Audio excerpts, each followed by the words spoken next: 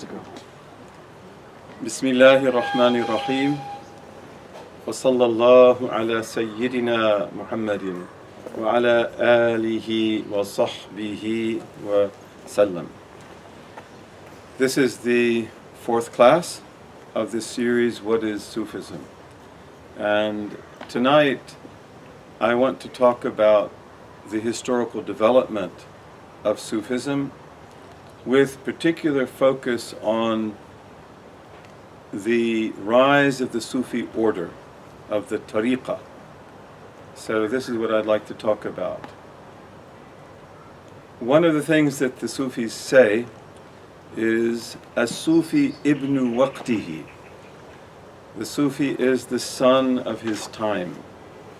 And this expression has many different meanings. In fact, perhaps the most basic meaning of it is that the Sufi lives in the present moment. He lives in the present, not in a past that has disappeared, and not in an illusory future. And that also in his or her present moment, whatever state that God has put them in, they seek to fulfill that state in the fullest way, to understand it, to understand God's wisdom in it, and to benefit from it in the fullest.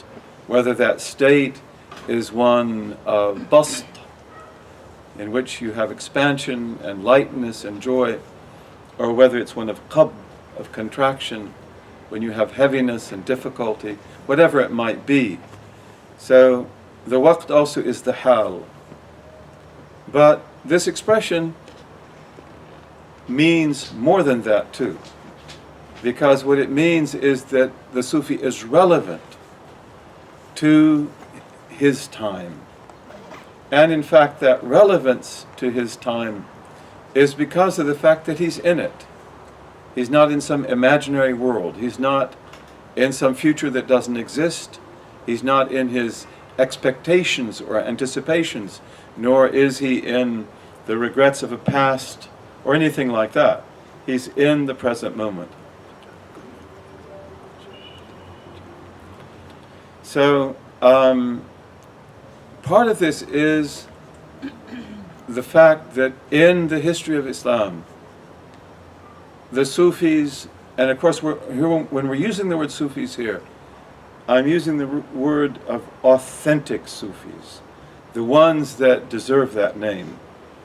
But throughout history, you see that they rise to the need of the time. And they accomplish incredible things. And we'll look at some examples of that tonight, insha'Allah. And maybe you could say they do what no one else can do. When the Prophet described the wali of Allah, as we saw last night, he says, يَخْرُجُونَ مِنْ كُلِّ غَبْرَاء مُظْلِمَةٍ, that they come out of every impossible situation. In every difficult situation, they will find a way out. And that would be true of them themselves, in their lives that they lead, but then also it's true of them in the context of their societies. And that's why when the Muslim society respects them and honors them, but then also is competent in the way that it deals with them, so that it holds them to their standards and is not easily deluded by charlatans and fools, as is often the case in many parts of the Muslim world. Just as we have people who are very suspicious of the Sufis and very wary of them, you have other people that are not at all, and they're often the victims of being led astray by people who are not worthy of that name. But when Muslims take them as a source of guidance, then great good will come. Because يَخْرُجُونَ مِنْ كُلِّ غَبْرَاء مُظْلِمَةٍ, they will come out of every difficult trial. They'll find a way out, and if you're with them, they will take you out too. So the rise of the Sufi order is a very good example of that the Sufi is the son of his time. And that's what we want to talk about tonight. Because in a way, the Sufi order arises in history, and that is with Shaykh Abdul Qadir al-Jilani. The orders all begin with him, but it is to save the ummah, and to bring it back together, and to order it properly, and to get it back on its feet, and to spread love, and to spread sincerity, and so forth. So this is because that's what that time needed, because the caliphate now was dysfunctional. It was doing nothing. And so then the order comes in, and it begins to do miraculous things under the direction of Shaykh Abdul Qadir al-Jilani. So tonight, to begin with, let's talk about the first 550 years of Islamic history, which is the first 500 years of the history of the Sufis also, because they go back to the very beginning.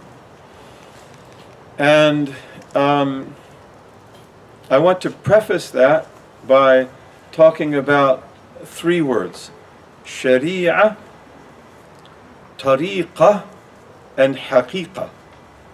Sharia is the prophetic law, and all of its massive greatness, all of its profundity, all of its depth. And Tariqah, well, let's say Haqiqah first. Haqiqah is a word that we've used many times now, and you knew it anyway. You've used it before. But the Haqiqah is the ultimate truth of things, the ultimate realities of things, as God knows them to be. The first principles of creation. Okay, this is what we call Haqiqah. And then we have the word Tariqah. So we have Sharia, we have Tariqah, and we have Haqiqah. Now, these words were used from very early on. Maybe from the beginning, I don't know, I'm not able to say. But what's very important is that the word Tariqah didn't mean Sufi order. In the early period, and after that also, the basic meaning of Tariqah is path. It's a way. And what kind of a way is it? It is a path that is designed to take you from Sharia to Haqiqah, and from Haqiqah to Sharia. It is the isthmus. Did I say that right? Isthmus. That's a very hard word to say in English. I shouldn't have any trouble with it. But it is the Hamzat al-Wasl. It is the link between Sharia and Haqiqah. It's the lifeline between Sharia and Haqiqah. It's what enables you to go from the one to the other. And therefore the Tariqah is always methodology. And it involves a particular way of worship, a particular way of behavior. And the Tariqah can be many different types. In fact, it's going to be many different types because of the fact that the Tariqah is designed to take you from Sharia to Haqiqah, but then who are you? And what are you? And where do you live? And what is your situation? And what is your problem, if you have one? So the Tariqah will be designed for you. And for that reason, it's also said that there are as many Tariqahs. Let me write this down.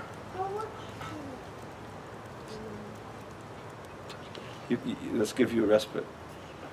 That is, there are breaths. So they say there are as many tariqas as there are breaths. And they don't mean by that Sufi orders. But what they mean by that is that as there are different breaths, then the methodology is as different as that, because although we have common methodologies that are beneficial to us all, maybe the way we apply it to you is not the way we apply it to her, or to him, or to others. But here the word tariqah is referring to the methodology, the particular approach that will be taken, a particular dhikr that might be done, a particular stance on fasting maybe every Monday and Thursday, or even more than that, or less than that, or whatever. Okay, so that's originally what tariqah means. It doesn't have anything whatsoever to do with the order, the Sufi order. And that's the way it will be for the first 550 years, roughly speaking, until the time of Sheikh Abdul Qadir al-Jilani. So the Sufis have many turuq. And of course, even when we talk about Sufi orders, they have a number of them. And those orders have a number of varieties within them also.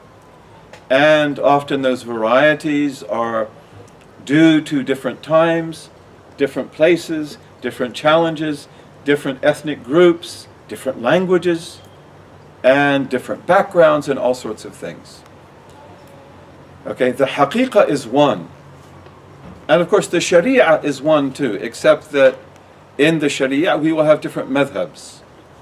And the madhab itself is actually a methodology. It's a way of proceeding, a way of going. And Imam Abu Hanifa has a unique methodology. Part of it, for example, is ta'mimul adilla, the generalization of legal proofs. And then he has the great student Abu Yusuf. And Abu Yusuf is almost the same, but not quite.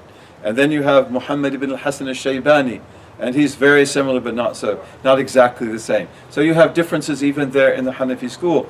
But they have a particular approach to the understanding of Sharia. Imam al-Shafi'i, Allah be pleased with him, also has a methodology, which he spells out very carefully for reading the law and applying the law. Imam Malik and the people of Medina, they have a different approach. Imam Ahmad ibn Hanbal has even a different approach from that. So they have different approaches. The Sharia is one and vast, but there are different schools. But the Sufis say we have one madhab. They have many turuq.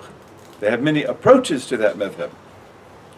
And they have different methodologies. But the basic truths are all the same. And they also are proud of the fact, and they state that no one else can boast of that. That they have consensus on their basic principles, the basic truths, on the haqa'iq. And again, if we wanted to go into that in some detail, we could see that no, they do differ on certain things. For example, we said yesterday that Ibn Arabi believed that the abdal, the substitutes, who are very special saints, can also be women. And they didn't all agree to that. What is what is. I don't know what it is. But so they do have differences on points like that. But they don't have substantial differences, on the haqa'iq. And they're all saying the same thing. And if you go through the literature of the Sufis, it's really remarkable. It's like they all have this unified, unitary vision of God and His relationship to the world, and of the haqa'iq they talk about, and so forth. And they express it in different ways. So this is one of the things that we say, that Sufism is a single truth. But it has different approaches. Many different approaches. They would say as many as the breaths of human beings. But what they're after and what they believe in, that's one. That they agree on. So the first period, the first 550 years, is a brilliant period. And this is when these great names appear that just the mention of them is a huge barakah. Mercy comes down just from, and of course the ones that come after that are like that too. But the real famous ones like Al-Junayd al-Salik, Abu Yazid al-Bistami, Sahl al-Tustari, and Rabi' al-Adawiyya. These people are from that early period. And one of the things to note about them is they don't have Sufi orders. none of them has an order. Now they do have disciples, they do have companions, they do teach, but it's not the same as having an order. The order is quite different. The order is in fact broader than that. And some of them, I believe this is true of Sahel at-Tustari, God be pleased with him, that they say that the wa'idh at the mosque in Basra, the storyteller at the mosque or the admonisher at the mosque will be filled. He's talking and the people are weeping and crying and laughing. And you go to the circle of Sahel at-Tustari and there's 7 people. So he doesn't have a big following, although he's one of the greatest human beings who ever was. So this first period then is a period of great teachers and great masters, and they have a great deal of independence and they move around a lot. They do take students, they do teach, they leave an incredible legacy, and but they don't have turuq, they don't have orders. And I just mentioned some names here. Since there's a lot of barakah in mentioning them, I might go through them. And these are very few actually, but in the 2nd century, for example, you have Al-Hasan al-Basri. So this man is absolutely amazing. And the legacy that he leaves to us, only God knows the richness of it and the benefit that it's brought. And so he belongs to that period, the earliest part of it. In fact, he's one of the first voices. Ma'ruf al-Karhi, that we talked about before.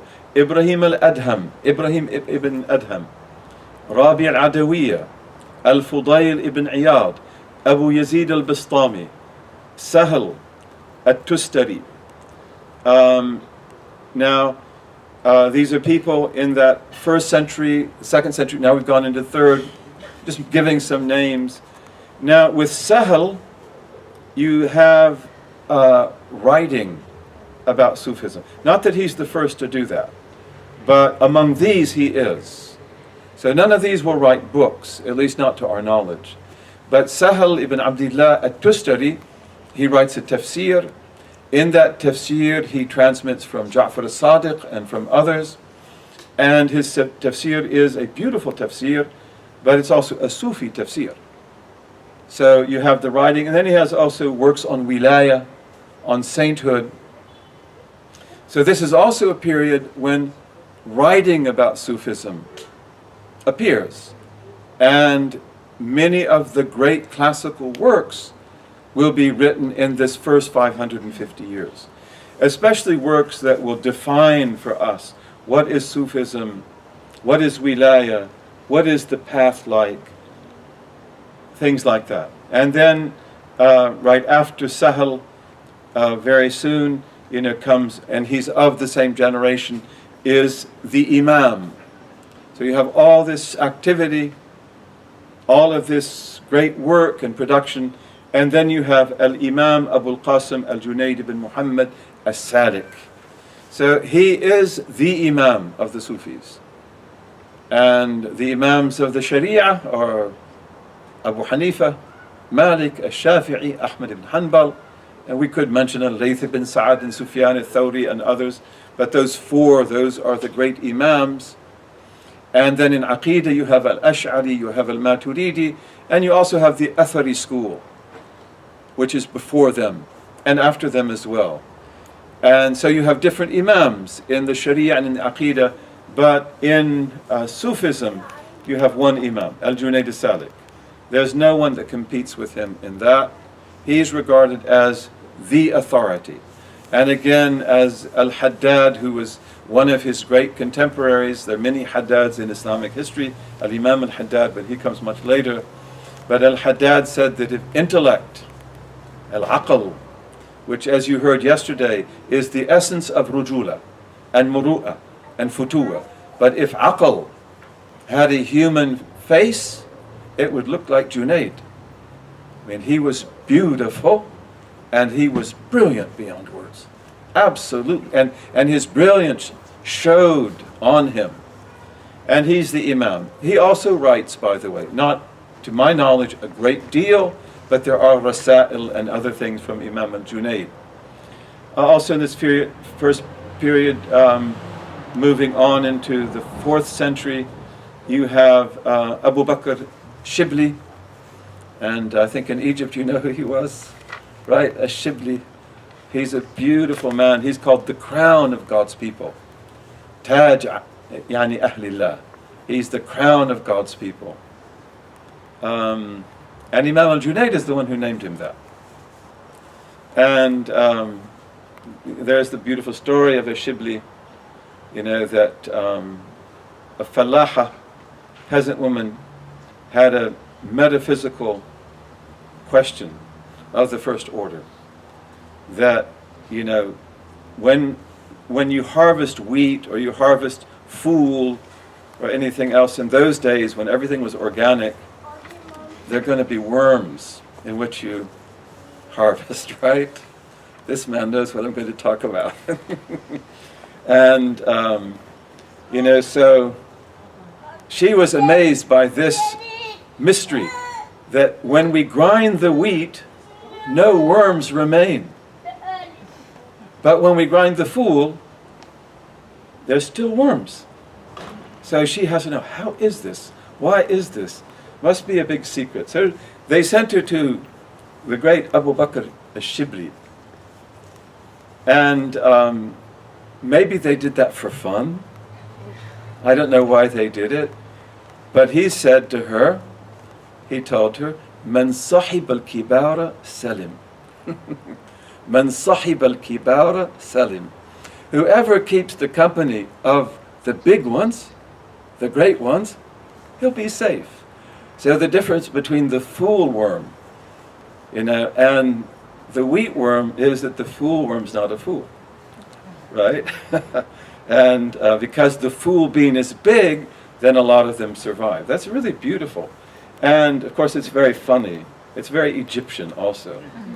But at the same time, it also reflects the other reality of the Sufis, that all creation is their sheikh.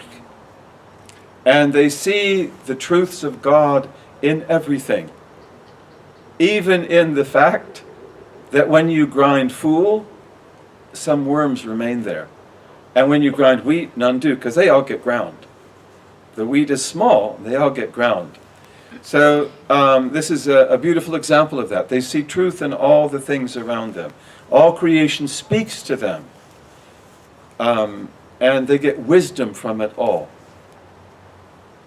In this period also you have Abu Nasr as-Sarraj at-Tusi. He's 4th century. So we've moved along. We're not going to take a history lesson here, although it would be beautiful to do it. And this is the end of the 10th century. And Abu Nasr as-Sarraj, this is a man who writes, again, and a very important book, which is Kitab al-Luma' fi Tasawwuf. Kitab al-Luma', the radiances regarding Tasawwuf. It's a beautiful book. And it's been in the market now for a long time. Sheikh Abdul Halim Mahmoud, Allah yarhamuhu, he edited it. And it's a really good book, precious book. And again, in this, he's going to tell you about Tasawwuf. But also in this, you'll find, for example, one of the clearest warnings about the false sheikh that you'll ever find. And he makes it very clear that this is always a problem. And he makes it very clear that you are responsible for the choice you make and who you follow. And you cannot just lightly turn yourself over to someone who's not worthy of that. So you have to pick your sheikh carefully. So he talks about how do you know him, how do you do that. It's a really important book. Also, just to take a few names, in this period, the end of the 4th century, the end of the 10th century of the Common Era, you have Al-Kalabadi.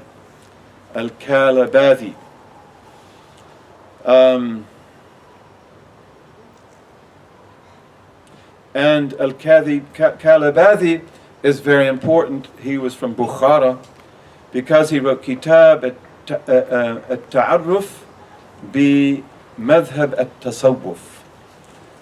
This is a book that, like As-Sarraj, it's going to tell us like what is Sufism and what is it not also. And yet it's compared to the book of As-Sarraj, it's more like a manual. It's more basic. It's a beautiful, beautiful book. And it's one of those great works of that time. Also not long after that, in fact, in the same century, the contemporary of Al-Kalabadi and As-Sarraj and of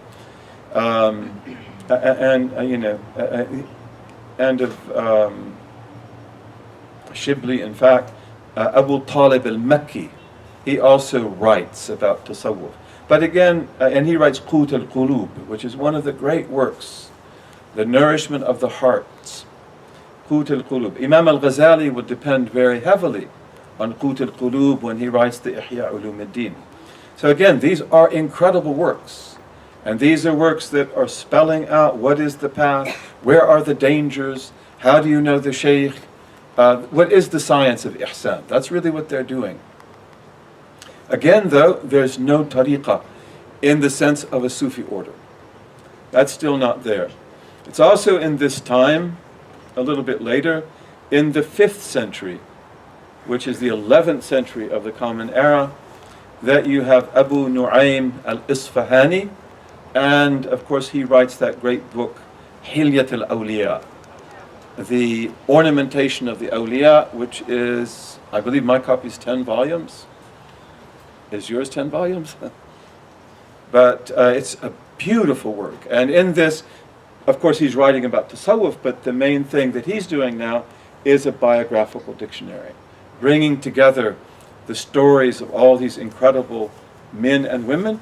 And then also he transmits lots of hadith. And the muhaddithin will use Hilyat al-Awliya as one of the sources of hadith. He can be trusted in his transmission of the isnads. Of course, the isnad itself has to be checked. Also, as we go further into that 5th century, the 11th century, you have the great Al-Hujwayri or Al-Hujwayri. And he's called in Urdu Data Ganj Bakhsh. So he is the great sheikh of the subcontinent. And he writes a book called Kashf al-Mahjub, which he writes in Persian, by the way. So here you have also the rise of Persian literature. And this is one of the early works in Persian literature. And it's beautiful Persian. And it's also translated into Arabic in a very, very excellent Arabic translation. But this is a book which does what those other books do, that spells out what is the path, how does it work, what are the paradoxes of the path, what are the paradigms of the path. And that's a great book. I don't believe that you can read it without falling in love with it. Al-Qushayri also is of this same time, Al-Qushayri, and he writes the Risala, Al-Qushayriya. And then you have the last one I'm going to mention in this period of the first 550 years is the great Abu Hamid Muhammad bin Muhammad al-Ghazali, who wrote the great book Ihya Ulumuddin, which is one of the greatest books ever written and one of the most subtle books ever written. And then, of course, he wrote many other things as well. And since we're speaking about Sufism, one of the works that we should mention here is Al-Munqidh min al-Dalal, deliverance from error. And this is an autobiography, as you know, and beautiful beyond words, in which Al-Ghazali tells you about himself, and he tells you about his spiritual dilemma, and as one of the greatest teachers and professors in the Muslim world. And yet, even though he was this great teacher, this brilliant mind, he goes through a period of doubt and misgiving, and then he will take his spiritual path. in order to find certainty, and that will bring him back home. So this is an incredible thing. So this is now sort of the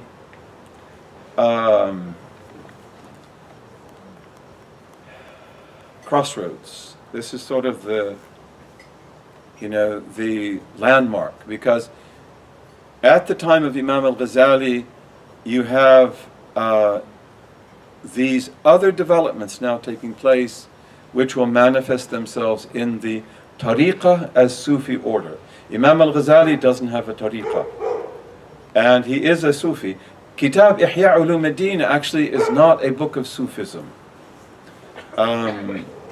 It is a book of mu'amala. It's a book of practice, of how to live sincerely, how to believe sincerely, how to practice sincerely, how to purify the heart, and to know the heart, and to know how it works, and to know the nature of evil and the nature of good. And he talks about dhikr and many things. But those of you who've read this beautiful, beautiful book, you know that he will always draw the distinction in it between ilm al-mu'amala and ilm al-mukashafa. The ilm al-mu'amala is the science of practicing this religion, living this religion, transacting with people, transacting with yourself, transacting with others. And that's the basis. If you don't have ilm al-mu'amala, you will not have ilm al-mukashafa. And many, many times he'll tell you in the Ihya that ilm al-mu'amala will take you now to the door of mukashafa. I'm not going through that door in this book. If you want to go, that's up to you. If you want to go, that's up to you. But so it's an incredible work. And also because it's ilm al-mu'amala, then it's written for all Muslims, whether they want to take the spiritual path or they don't want to take the spiritual path. And it is one of the greatest revivers of the deen through history that any civilization has ever seen, that we've ever seen, or that any civilization has ever seen. So if you were to, and of course Az-Zabidi has a beautiful commentary on this, which is called Ithaf al-Sadat al-Muttaqeen. Az-Zabidi comes from Zabid, actually he comes from, I believe, around Burma or Bangladesh. Then his family went to Yemen, to Zabid, and where did Zabidi actually live?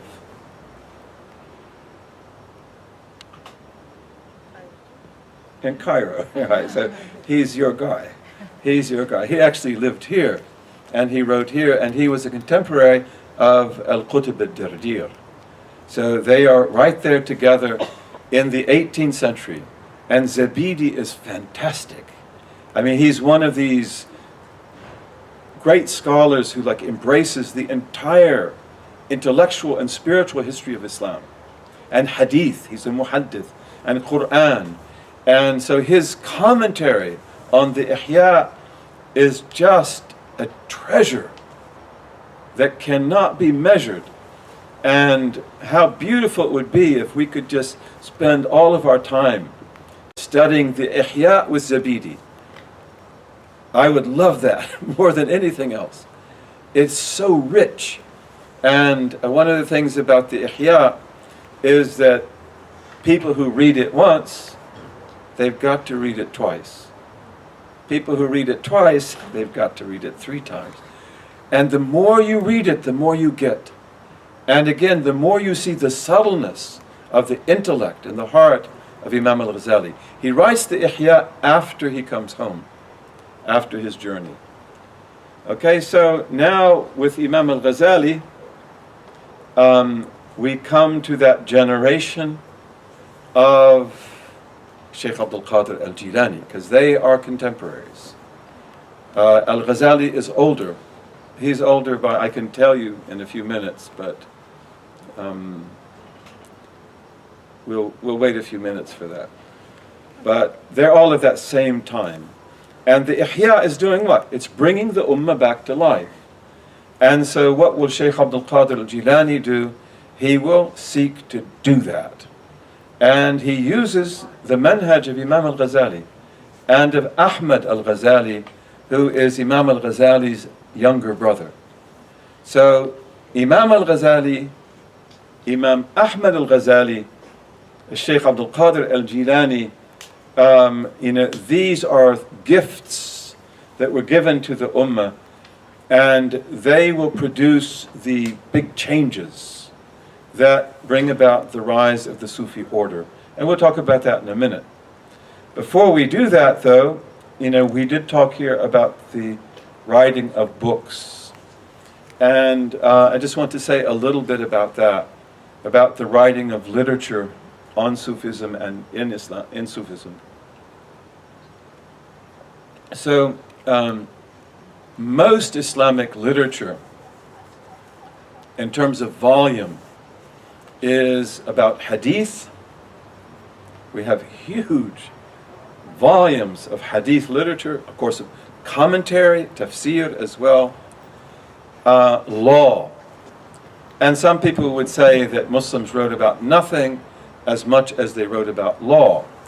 I presume that to be true. I don't have statistics. I presume that to be true.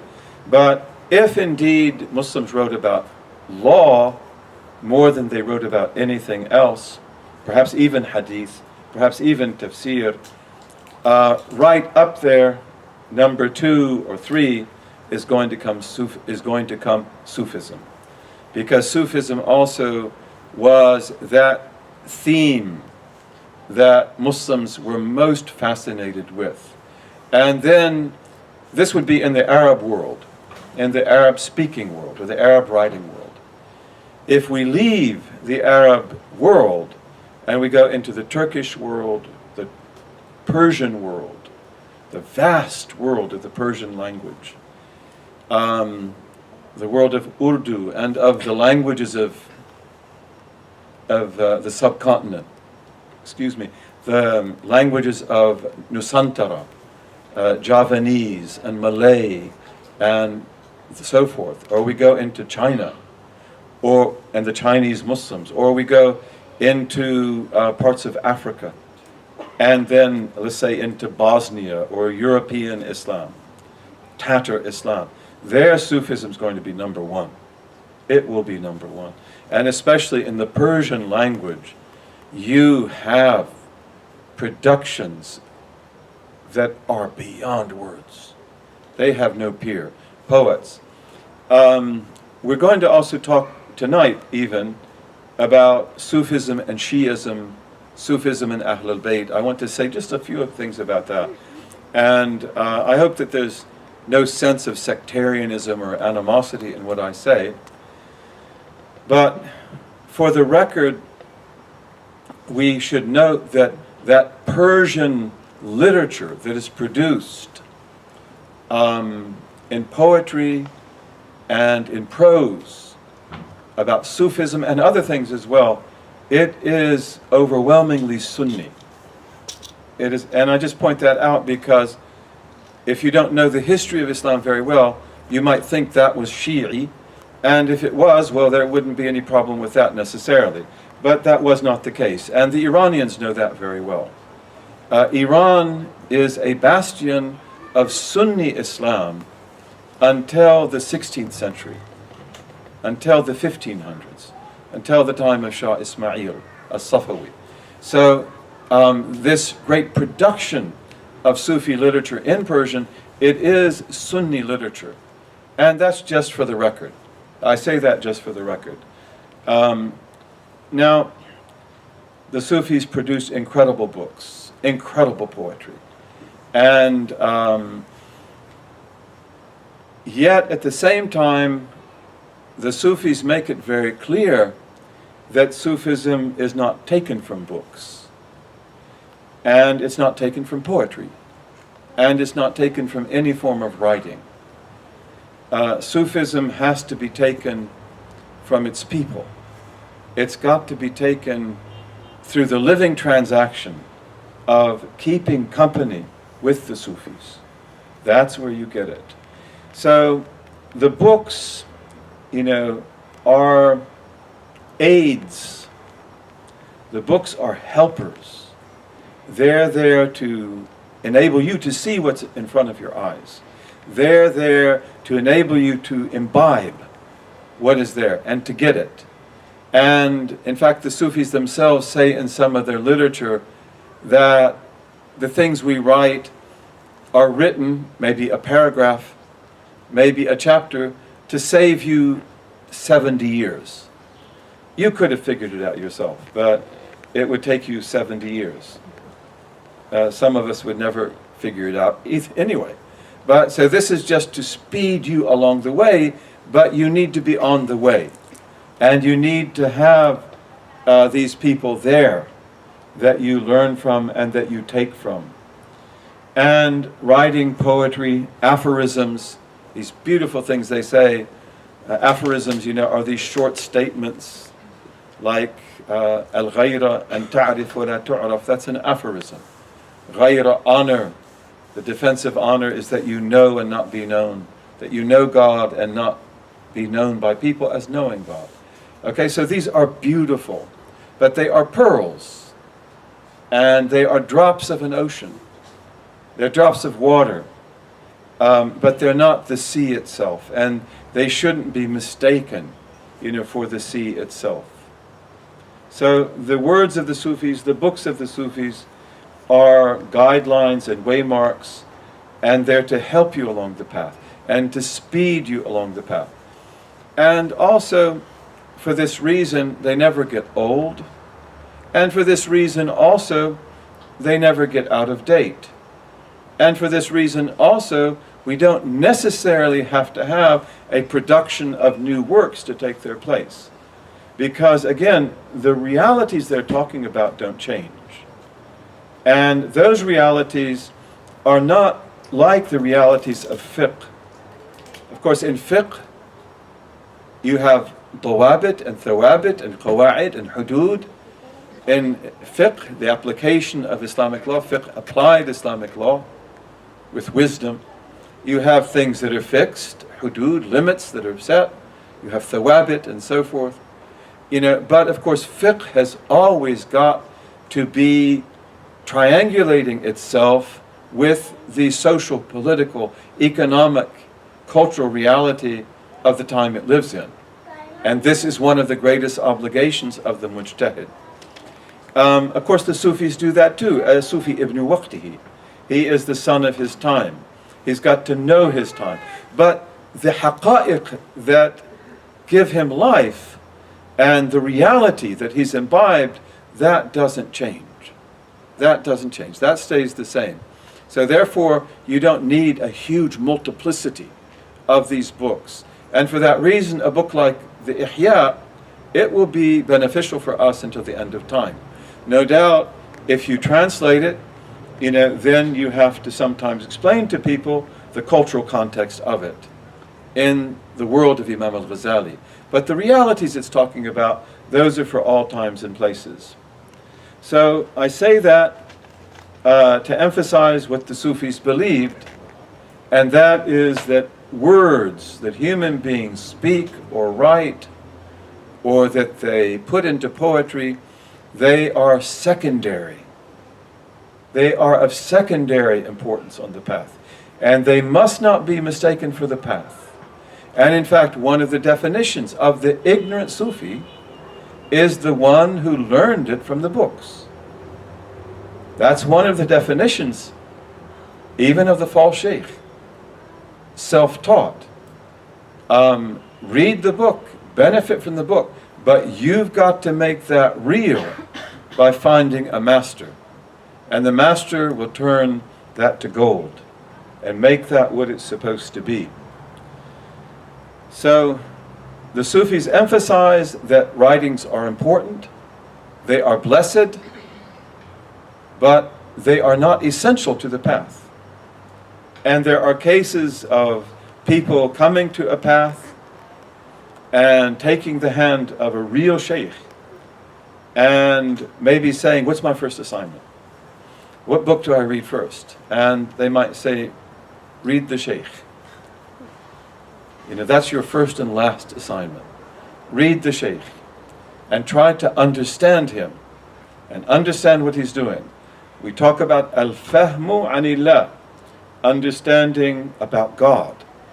Al-fahmu anillah is that you try to understand how God works with you in your life. Whether the things in your life are good or bad, whether they're sweet or sour, whether they make you happy or sad, but understand what God is doing with you. That is a huge thing, and that is an ibadah, and that is a big accomplishment in wilayah. But also, just as we try to understand about God, we try to understand about the sheikh. Who is this man? You know, how is he, for example, if a question comes, how is he likely to answer this question? If a problem is presented, how is he likely to answer this? Why did he do that? Why did he do this thing? Why did he not allow me to do something? Why did he want me to do something else? This is al-fahmu an awliya'illah, understanding about the awliya. And this is also essential to the spiritual path, because you need to understand, you need to witness that miracle that's taking place in their hearts, and you need to be able to relate to it, and then maybe you get it too. Maybe it comes into your heart too. So writing is very important, but it's not essential, and it is secondary. The Sufis say words remain on the shoreline. Words remain on the shoreline. Okay, that means that they're not boats. They're not the boats. Although Rumi says, words are ships, but meanings are oceans. Words are ships, but meanings are oceans. And so his words are little boats that take you out in that ocean, but they're not the ocean. The ocean is below them, and the little boat enables you to go out on it, and inshallah to imbibe that truth which is there. Rumi speaks, Rumi says also, speaking about words and speaking about poems, what a beautiful poet he was. By the way, Rumi was a master of Persian poetry. And he'd memorized all of these great poets who were before him. And he loved to recite poetry. But one of the things that his sheikh, Shams at-Tabrizi, did is to make him write. And say, stop reciting other people's poetry. Recite your own, because yours is second to nothing. And that was hard for Rumi to make that step. That was hard, but then finally he did. Before that, in anything, he can recite to you from these great poets. And he knows the poetry, he loves the poetry, he can comment, he's a great scholar. But Shams, no, you do your poetry. And so out of this comes the poetry of Rumi, which is in a class all of its own. Rumi says, though, you have seen the form, but remain unaware of the meaning. You've memorized the beautiful words, that's the form. But you're unaware of the meaning. If you are wise, he says, pick the pearl out of the shell and keep it. Dive down and get the pearl out of that shell and keep it for yourself. So the Sufis also say,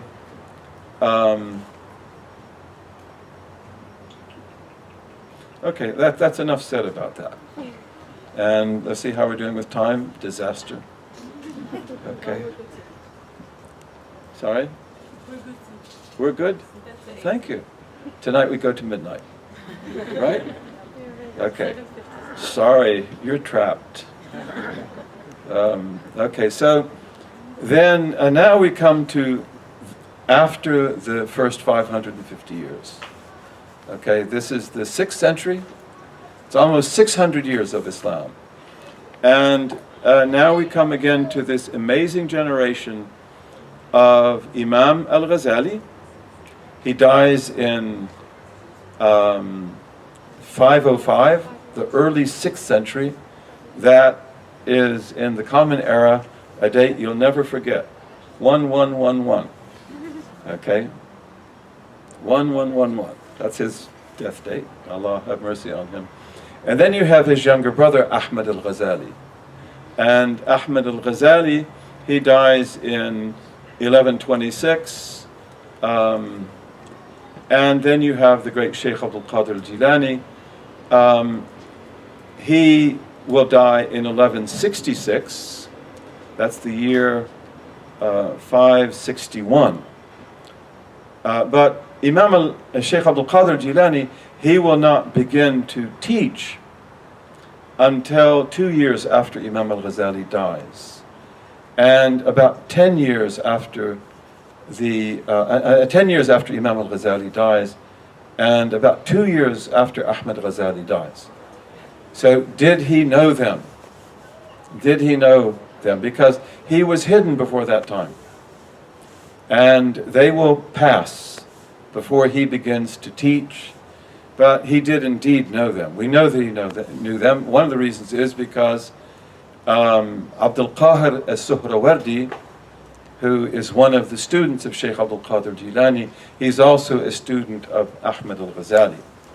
So we know that because this man, al-Suhrawardi, is so close to Sheikh Abdul Qadir al-Jilani, that there's no way Sheikh Abdul Qadir wouldn't have known about the Ihya and about the legacy of Imam al-Ghazali and of Ahmad al-Ghazali. And these, both of them, are great, and both of them are writers of books. Both of them are revivers of the Ummah. And the way of Sheikh Abdul Qadir al-Jilani then is said to be, by some scholars, a combination of the path of Imam al-Ghazali and his brother Ahmad, and then also Sheikh Abdul Qadir al-Jilani. So he takes that and he applies it. And the Sufi order begins with Sheikh Abdul Qadir al-Jilani. His dates, if you're interested, are 470 to 561. That would be of the Hijrah, 5th century, 6th century, and that would be 1077 to 1165. Okay, what's going on at this time? This is the age of the First Crusade. Okay, the Crusades have begun. The Crusades begin when Sheikh Abdul Qadir Jilani is just a little boy. And the Crusades begin in Spain and Portugal. What happened in Spain and Portugal is a crusade. And it is exactly the same crusade that would come to this part of the world and attack this country and attack Palestine and Syria and attack Iraq and the whole area. So this is the age of the First Crusade. And the First Crusade was the most brutal and devastating of all the crusades. And when Sheikh Abdul Qadir Jilani is a little boy, maybe a teenager, the city of Toledo falls in Spain, Tulaytila. This is the first victory of the Crusades, and one of the first major losses of Islamic civilization, because once the city of Toledo falls, if the Muslims cannot get it back, they will not be able to hold Spain and Portugal. It will not be possible. And they knew that. Strategically, that's just the way it is. This is geopolitics. If you're going to have a Muslim population in Spain and Portugal, and they were about 2/3 of Spain and Portugal, and in most of that 2/3 where they were often the majority by that time. They're a big population. But unless they have Toledo, they won't be able to hold it. It's one of those absolutely strategic geopolitical cities. And we're not here to talk about things like that, but the Ottomans, for example, who are really, really beautiful beyond words. And there's a book that's come out recently called Under Osman's Tree, Under the Tree of Uthman. This is about the Ottoman Empire, how it protected ethnic groups and minorities, Jews and Christians and everyone. Because Uthman, the great founder of the Ottoman Empire, Ghazi Uthman, he had a dream that a moon came out of the heart of his sheikh and then came into his heart. And then a beautiful sycamore tree grew up. So the sycamore tree was sacred in the Ottoman Empire. They planted them everywhere they went. And this huge sycamore tree grew up, and it put out its branches in all directions, and all the nations of the earth came to take refuge under that tree. That's the tree of Uthman. And that's one of the important, if you want to say, founding myths of the Ottoman Empire. We are the protectors of all people, of all nationalities, of all groups. And in fact, I've been in Turkey, in Bursa, on the mountain there, and seen a sycamore planted in the days of Ghazi Uthman. And it's huge, and they make sure nothing happens to it. They have tree doctors, they support it, it's beautiful, it's healthy, it's been there all these years. But the Ottomans, when they begin to conquer Hungary, they take 100 years to conquer Hungary. They could have done it much faster, but they do it very carefully, very slowly, very politically, so they can hold it. They're very wise in what they do, but the Ottomans understood in their expansion in Hungary that there was a strategic city which, if they did not take it, they would not hold Hungary. And that city was Vienna. Vienna. So the reason why the Ottomans wanted to conquer Vienna, which they tried on a number of occasions, was to hold Turkey. Because they knew that in that part of the world, to hold what they had, Vienna was the Toledo. Just as Toledo is necessary to hold Muslim Spain and Portugal, so Vienna would be necessary to hold Hungary and then those parts of the Ottoman Empire in the Balkans. This is a military lesson, so forgive me for that, but the Ottomans never could take Vienna, could they? And again, I just have to tell you why. Because they're intelligent, that's why. The Ottomans were the heirs of the Roman Empire. They were the conscious heirs of the Roman Empire. And therefore, they learn from the Roman Empire. And the Roman Empire has imperial armies. And the imperial armies will always be causing civil war. So the Ottomans then understood that we won't have that. We will have one imperial army and no more. Now they had great armies, but only one knockout army. And so therefore, to take Vienna, it's got to be the imperial army, and they have to get it to Vienna as early in the spring as they can. They've got to conquer the city, and they've got to get home before winter.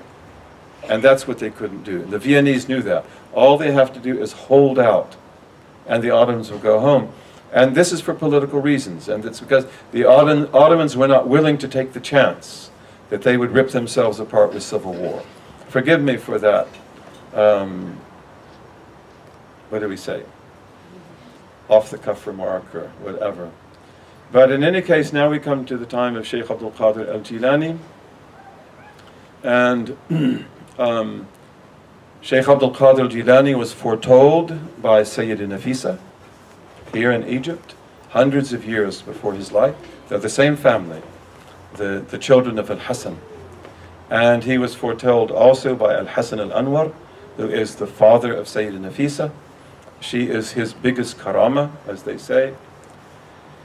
Sheikh Abdul Qadir al-Jilani was Sheikhul Islam. So when he was born in Nif, in Persia, on the Caspian Sea, he's pure Ahlul Bayt. On his father's side, he's a Hassani. On his mother's side, he's a Husseini. Very high lineage. But he's born in Persia, and he's born in a Hanbali region of Persia, by the way, Hanbali Shafi'i. Persia at that time, as we said, is overwhelmingly Sunni, and therefore Persians were Shafi'is and they were Hanafis, and they were also Hanbalis, and they were also Zahiris, and they had a few Malikis, but most of them belonged to those schools. So he became Shaykh al-Islam. He was sent to the city of Baghdad when he was about 17 or 18 years old. His mother sent him. He was an orphan. He was raised by his mother, and he was raised by his paternal aunt. Her name was Aisha, and his mother was Fatima. They are a religious family, a scholarly family, a saintly family. He learns many, many things in his childhood and boyhood. But when he's a young man, his mother sends him to Baghdad. And she tells him, "You'll never come home again." And she said, "These eyes will never see that beautiful face again." And she sends him. And she doesn't allow him to come home. She will send him gifts and she will send him money from time to time. But he has to go to Baghdad. Baghdad at that time is the center of the world, much of it anyway. And it's the center of the Muslim world. It's the seat of the Abbasid Caliphate, as you know. But it's also a city of immense corruption and political instability and decay. And in fact, one of the great Malikis of Baghdad, we have Malikis of Baghdad and Malikis of Egypt, of course, who were the dominant ones in the school, and of the West, of Tunisia and of Spain and of Morocco. But Al-Qadi Abdul Wahhab was one of the great Malikis of Baghdad, and one of the last ones. And he said around this time, "Baghdadun darun li ahli al-mali tayyibatun, wa lil mafalisi darul danki wa diqi, ظللت حيران أمشي في أزقتها كأني مصحف في بيت زنديقي." So he said, as you know, almost all of you, Baghdad is, a beautiful place to be if you're rich. If you have money, it's a beautiful place to be. But if you have nothing, Darul Danki wa Diqi, it's a place of great difficulty and hardship. I remained wandering around in its alleyways in a state of confusion, as if I were a copy of the Quran in a hypocrite's house. So Baghdad was in a horrible state, and it wasn't safe. There were robbers, there were gangs, and there was all kinds of corruption going on. So this is where he'll be sent to. His mother said, and he didn't like Baghdad. He didn't want to go there. He wanted to leave, but this is where your work will be done. He goes there as a teenager, in his late teens, and he will study for the next almost 40 years. And he's not known during that time. People will know him personally, but he's not a public figure at all. All this time is a time just of careful study. He masters all the Islamic sciences, Arabic, the Quran, the recitations of the Quran, tafsir, hadith. He becomes a faqih and a mujtahid and a mufti in the Hanbali school and in the Shafi'i school. And he gave very good fatwas. And all these outward sciences, ilm al-khilaf and so forth, he masters them all. And so he was called Shaykh al-Islam. And he was acknowledged by the scholars of his time as the greatest of them all. In fact, they often would not just praise the greatness of his fatwas, but the speed with which he gave them. He was extremely intelligent and extremely gifted. So he's Shaykh al-Islam. But during these years, when he was known as a mutafaqqih, he also takes the Sufi path. And he has his sheikhs. And among the most important of his sheikhs is Ad-Dabbas, who was a Syrian refugee from the Crusades. And Ad-Dabbas was a very tough sheikh. There's stories about him, and I won't talk about them very long because we want to make some headway. But Ad-Dabbas would treat him very roughly in the beginning. And the murids around Ad-Dabbas, the students of Ad-Dabbas perhaps I should say, they would call him Ya Faqih, O faqih, because that's what he is, he's studying law. And they say that one cold day, and Baghdad was very often on the verge of starvation, by the way, so they didn't have much food. And so on one cold day, Ad-Dibas is going with his students to a particular mosque, and he's crossing one of the bridges of Baghdad. And so then Shaykh Abdul Qadir Jilani is there, and he turns around to him and pushes him into the river. And it's freezing cold. And Shaykh Abdul Qadir Jilani, he just tries to hold his books up. He's got his books, doesn't want them to get wet. And then he has to get to the shore. They went on, they just walked on. They pushed him into the river. And then he comes to the shore, and he has to, he said he made his,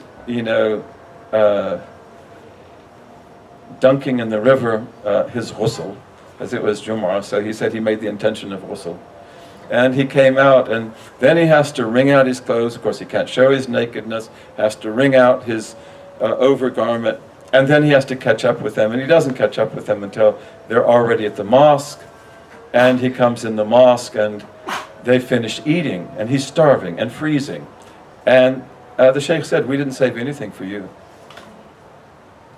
And that's not very nice, is it? He said, "We didn't save anything for you."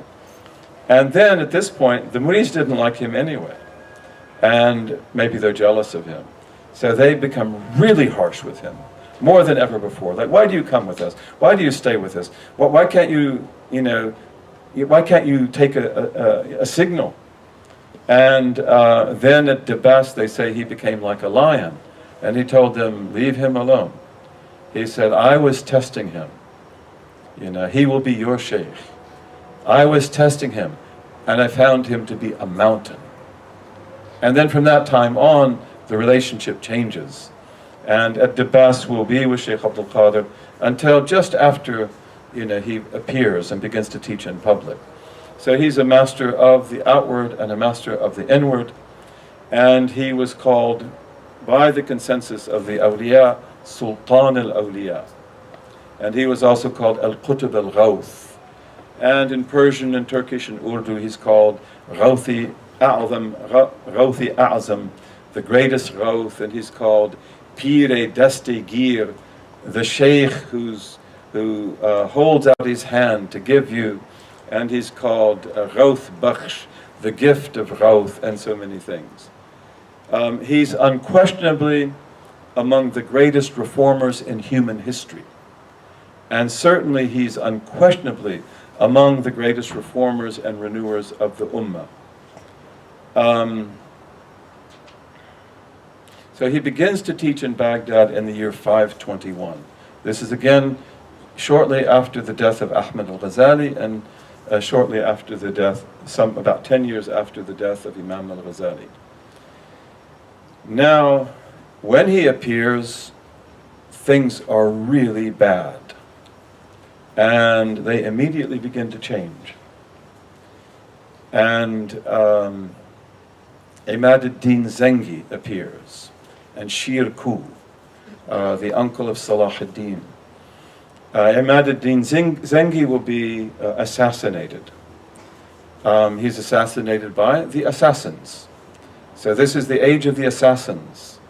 This is the age of the Batini movement, of the Fatimids and the Ismailis and the Karamita and others. And then Nur ad-Din Zengi will take charge, and of course he becomes one of the major generals of the jihad movement. And these people are the students of Shaykh Abdul Qadir Jilani. And then there is also there at that time the youthful Salah ad-Din, who's just a teenager.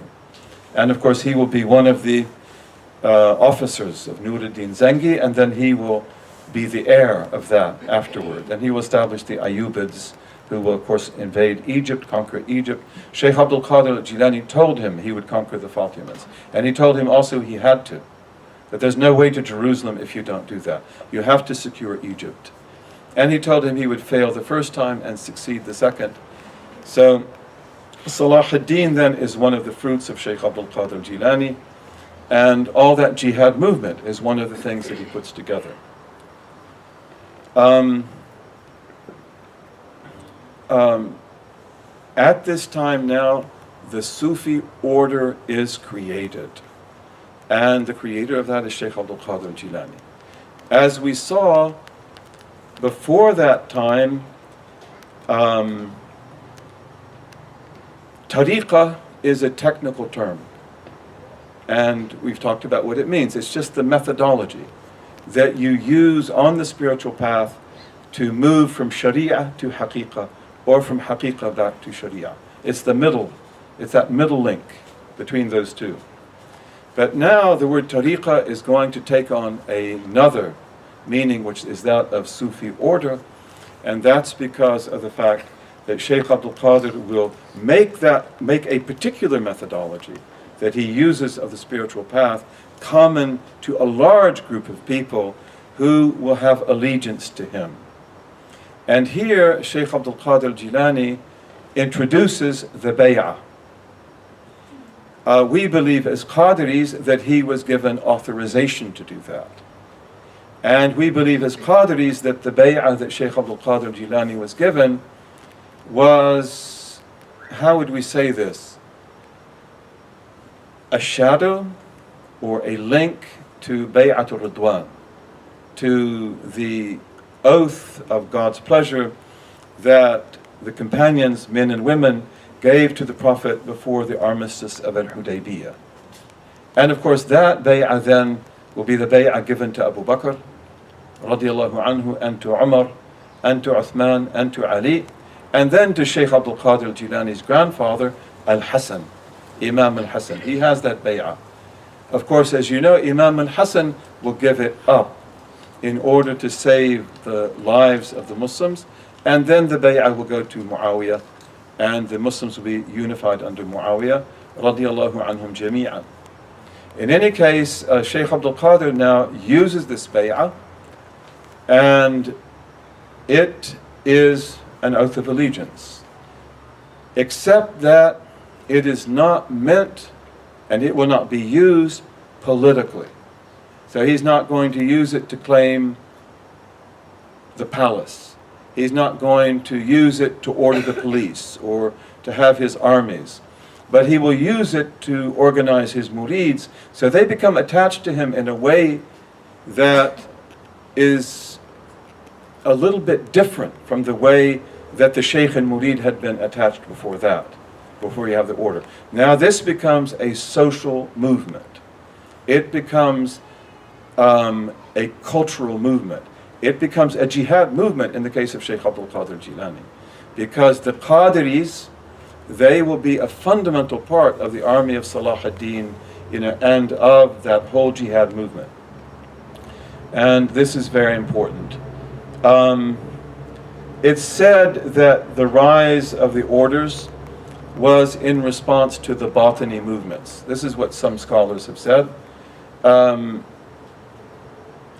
Probably there's truth in that, because the Batini movement was also like an order.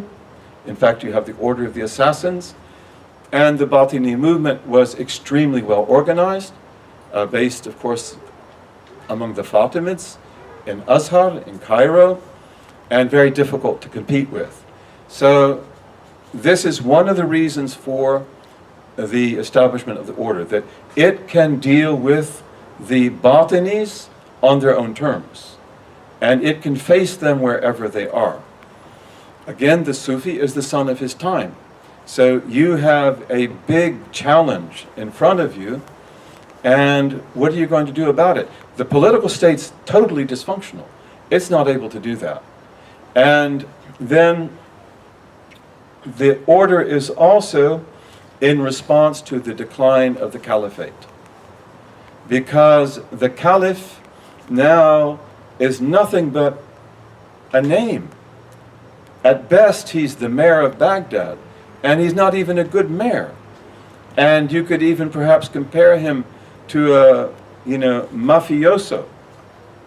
But the ummah doesn't benefit from him. He's not doing what he's supposed to do. So the decline of the caliphate, especially in the face of the Crusades, and in the face of the Batini movements, this led to chaos everywhere, and corruption everywhere, and deterioration of the Ummah in its heartlands and on its frontiers. And here are the Crusaders, and it cannot even respond. Okay, so the Sufi order then that Sheikh Abdul Qadir al-Jilani establishes, this will be its first task, to bring the Ummah back together and to save it. And again, he's not interested in political power. That will be Nur ad-Din, that will be Salah ad-Din, and he will make dua for them, or for other rulers in other regions. But, prop them up, help them in this, and re-establish this state. So they want, and then what the orders will strive to do is to create a social order around them, using the murids and using the futuwa, these chivalrous organizations that they have, to try to establish a social order based on ihsan. It's amazing that we are in quite similar situations today, aren't we? We also are in a desperate situation, and we over and over again are unable to use the kind of institutions that have been established to do the things they're supposed to do, to defend the Ummah and to protect it, to bring it together, to give it life. So the creation of the order then, it comes out of that.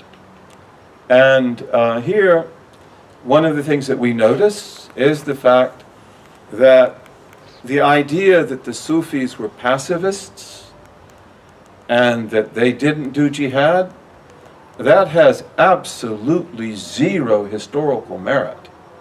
They are mujahidun.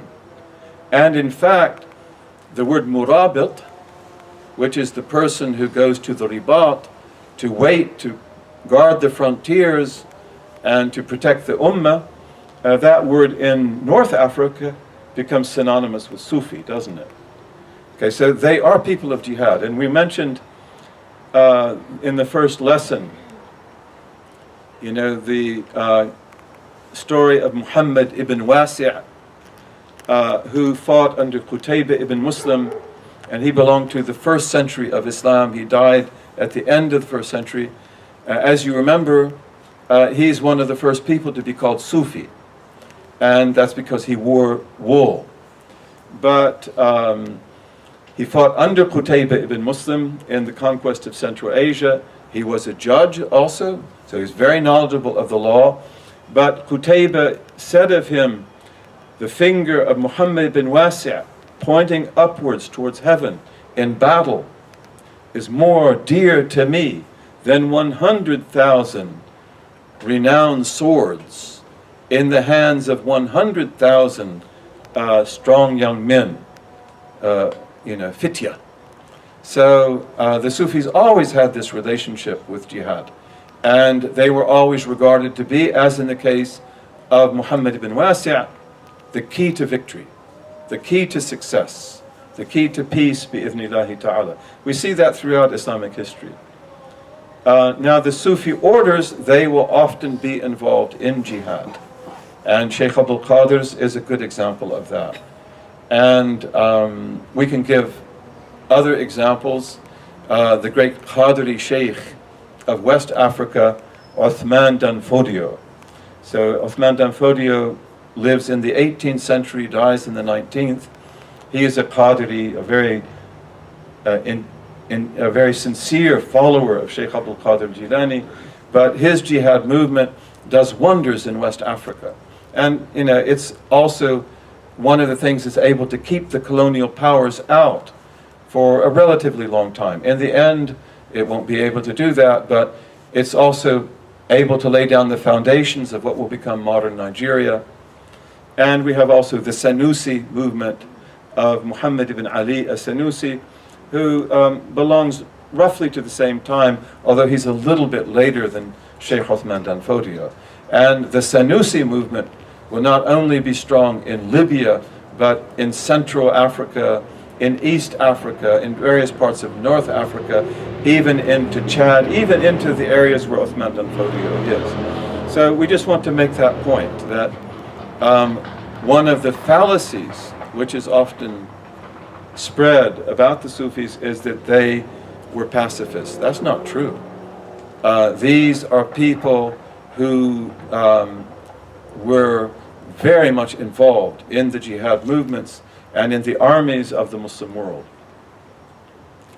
So Shaykh Abdul Qadir al-Jilani then, he establishes his order. His order then is the first in Islamic history.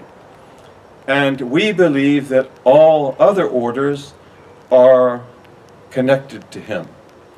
That's very clear in the case of most of them. In some it might not be quite so clear, at least not to me, given my ignorance. But immediately out of the order of Shaykh Abdul Qadir al-Jilani will come two other orders. One is the Kasnazaniya, from Al-Kasnazani. Al-Kasnazani was a Kurd, and he was one of the students of Shaykh Abdul Qadir al-Jilani. It may be that his order is the first to come out of the Qadiri path. I don't know for sure, but his is very important. It's to this day very strong among the Kurds. They often call it the Kasnazaniya Qadiriya. And then also you have the Suhrawardi path, which goes back to Abu Najib Abdul Qahir as-Suhrawardi. There are three Suhrawardis. This is the first of them, of the famous ones to appear. And he is the author of the book called Adab al-Muridin. Adab al-Muridin, which is one of the great sources for Adab al-Murid, the Adab of the Murid. As-Suhrawardi is a contemporary of Abdul Qadir, so is Al-Kasnazani, and so his tariqah also comes from that same time. It also was called a tariqah as-Suhrawardiya al-Qadiriyya, or al-Qadiriyya as-Suhrawardiya. Now, also at this time, as a contemporary of Shaykh Abdul Qadir al-Jilani, you have Ahmad al-Rifa'i, and the Rifa'is appear as a result of this. This is also the time of Abu Madin al-Ghawth. Abu Madin al-Ghawth is in Algeria, and he will take bay'ah from Shaykh Abdul Qadir al-Jilani. And then he transmits to a number of people. But among those that he transmits to is al-Faqih al-Muqaddam, who is Muhammad ibn Ali Ba'alawi. And he's of that same time, the 7th century, the 13th century. And so the Ba'alawi tariqah, it also comes out of that same, it's that same rough period. It's a little bit later, also connected to Shaykh Abdul Qadir Jilani. The Shaykh of Abdul Salam ibn Mashish is Abu Madin al-Ghawth.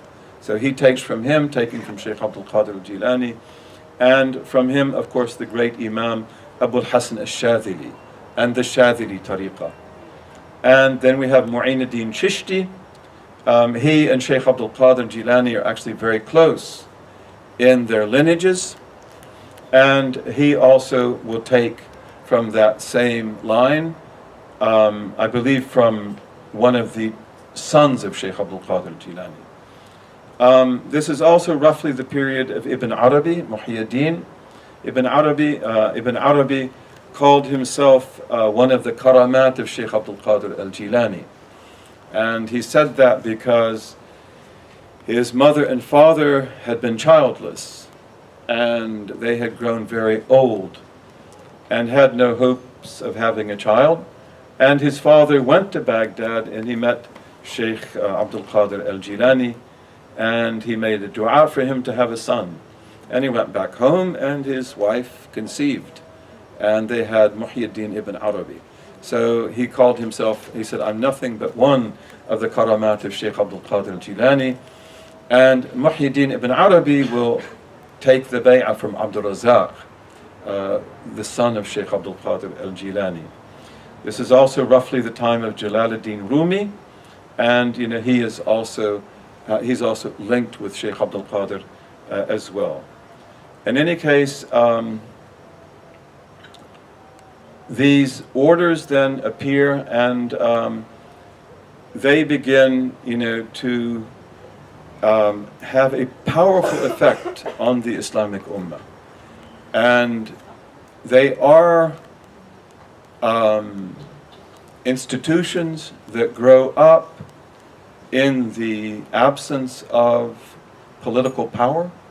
That's really where they come from, and they're fundamentally linked to that this is the Sunni response, that the caliphate's not doing what it's supposed to do. So this becomes like a type of spiritual caliphate. And then it will do the work, it will do the job, but it won't seek political power. The orders will tend to work very well with political power when it is there. They'll do that in India or in Central Asia or under the Ottoman Turks or wherever it may be. And there's certain generalizations that we can say about them. First of all, that they are the great spreaders of Islam. We can say that about the Sufis in general because this is one of the gifts they had. They are the great propagators of this faith. And when the order is formed, then this will be even more true. So the orders play a fundamental role in taking Islam to different parts of Central Asia, to the Nusantara, to the archipelago of Indonesia and Malaysia and the Philippines, to Cambodia, to Thailand, to Africa, to Europe, and elsewhere. And they're extremely gifted at this and extremely good. Again, the Sufis were always doing that. And when we read the history of the Sufis, you'll see that they bring many people into Islam. And that's true in that early period when they didn't have an order. But the greatness of the saint often is the catalyst that will bring people back to the religion and renew the faith, but also bring in Jews and Christians, and we have many stories like that. Ma'ruf al-Karhi, who belongs to the 2nd century, they say that a monk might come to visit him and just see him appear in the door of his mosque and take the Shahada just from seeing him. So these people had amazing gifts for da'wah, and that's one of the best things that they did. They are the people of da'wah. They are also the people of universalism. What do we mean by that? In the fact that they make Islam meaningful to all the people on earth, wherever that might be. The Chinese Sufis, for example, will present Islam in an authentic, genuine way. They don't betray the message, but they portray it in such a way that it makes all the sense in the world to the Buddhist, to the Confucianist, and to the Taoist of China. And in China, the Chinese Muslim sages did this actually for the sake of the Muslims themselves, because Islam is very old in China, and Islam was very well established in China. Islam was a state religion of China, and many of the Muslims served as generals, soldiers, and officers of the emperor. Okay. And they also served as treasurers and different administrators of the state. But because they did this, they received Chinese education. They were masters of the Chinese language. They studied the classics of the Chinese sages and historians, and that meant that although they regarded Arabic to be a sacred language, and in fact they regarded Persian too to be a sacred language. To this day, the Chinese Muslims regard Persian to be a sacred language second only to Arabic. But to understand Islam from Persian and Arabic was not necessarily easy for them. Not because the languages are different, because they learned the languages, but because the world views of those languages are so different from the cognitive frames of Chinese and the Chinese language. And so therefore, the great sages of China want to explain Islam to the Chinese Muslims in Chinese terms. And they do that brilliantly, absolutely brilliantly.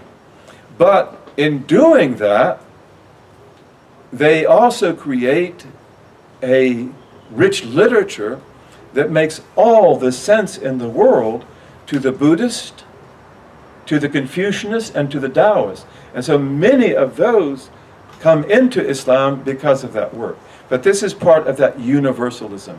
It is part of the ability to bring out the universalism that is inherent in Islam and to make it make sense to people and to show that this religion doesn't belong to a particular ethnic group, and it doesn't belong to a particular culture, and it doesn't belong to a particular geographical region, that it is for all human beings. So they're very, very good at that. Also, they are great globalists. Islam will create one of the first global civilizations that the world ever saw. Vast global civilization. Marco Polo will leave the city of Venice and he will travel to the east to see the greatness of China and the Muslim world. Okay? When he comes home in the 14th century to Venice, another traveler leaves his home in Morocco, and that's Ibn Battuta. Ibn Battuta will travel 3 times as far as Marco Polo. But Marco Polo will be in foreign territory from the time that he gets just a few miles from Venice. Ibn Battuta will never be. He will travel 3 times as far. He will go throughout China. He will go to the Maldive Islands. He will go throughout India.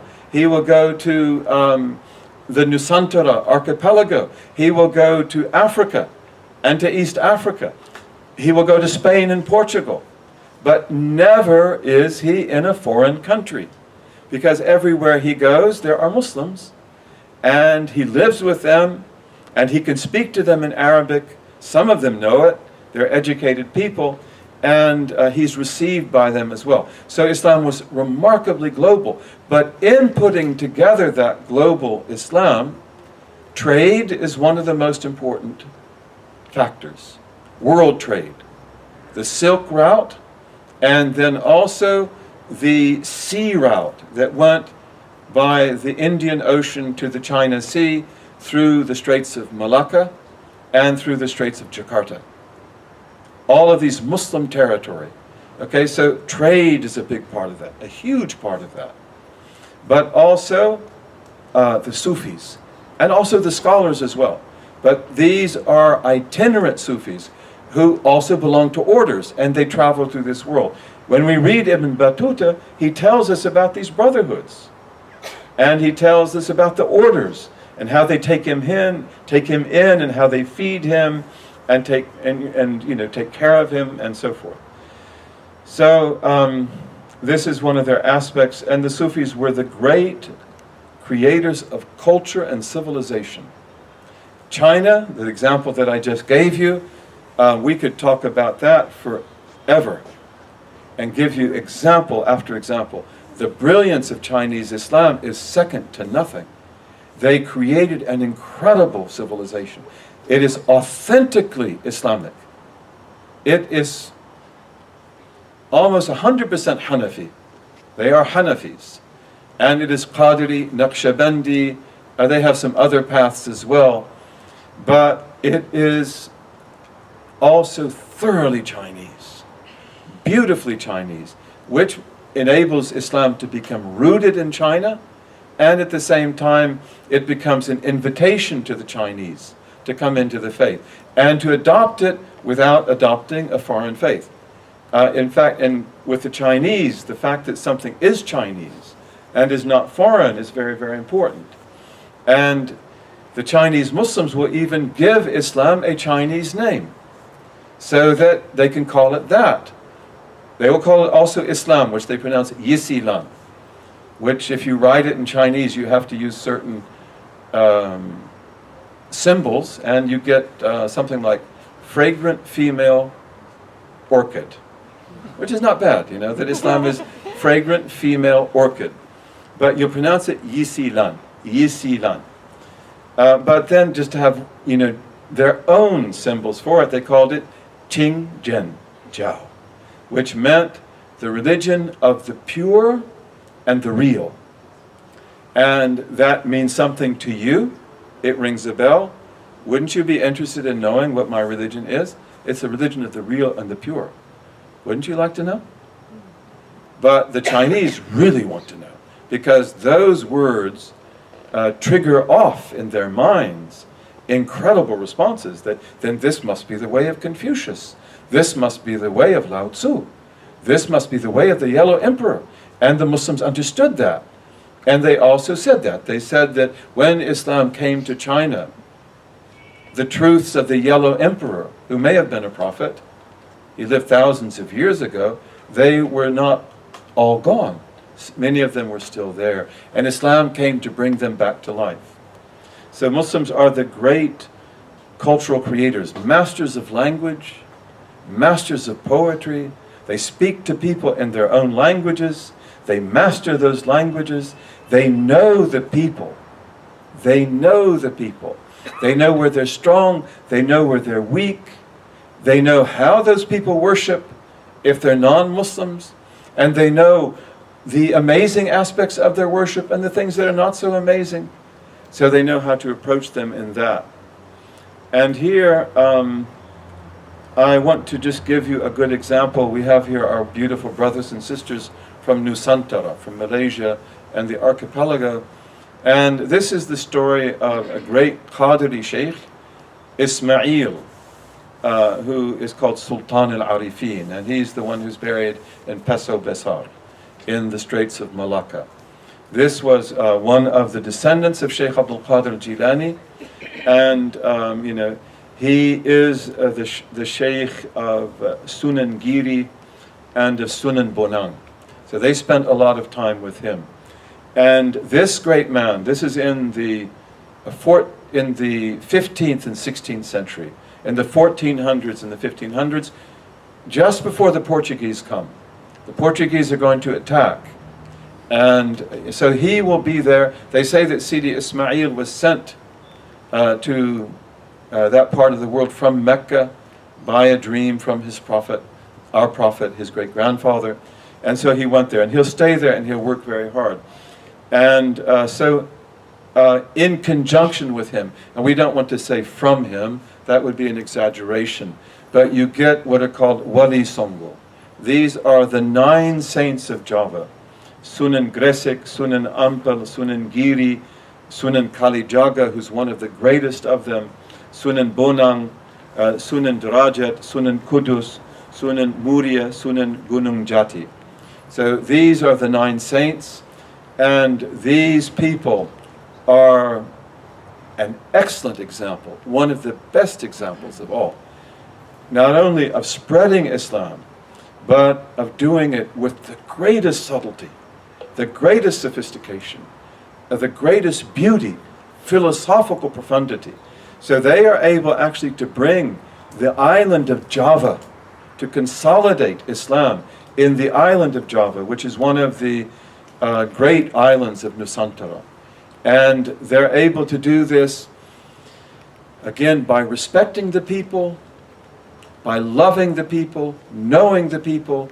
They use the Javanese language with a precision and with a subtleness that is unmatched. At that time, you have in Java a great civilization which is Hindu-Buddhist. Most of the people are Hindus, and they are Shivite Hindus.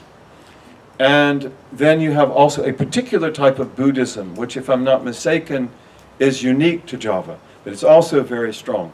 So they understand this Buddhism extremely well, and they understand this Shivite Hinduism very well, and they know how to speak to its followers and how to call them to Islam without offending them and without angering them, but by showing them certain similarities between what they already believe and what they already practice and what's there in Islam. And one of the themes of the 9 saints, the Wali Songo, is that nothing beats the Quran. They were all masters of the Quran. And this is almost one of the requirements of the path. You have to know it by heart. You have to recite it by heart.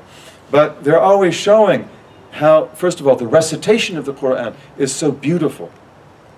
It's so musical. And that given the beauty, that despite the beauty that is there in the Shivite tradition or the Buddhist tradition, in their different recitations and chants, you can't really match the Quran. So they always bring the Quran to the people. And they make the recitation of the Quran something that is extremely attractive, and they teach them that. And then at the same time, they show them that the teaching of this book is remarkable, and it answers all the questions that we have. So they're able to put together an amazing culture.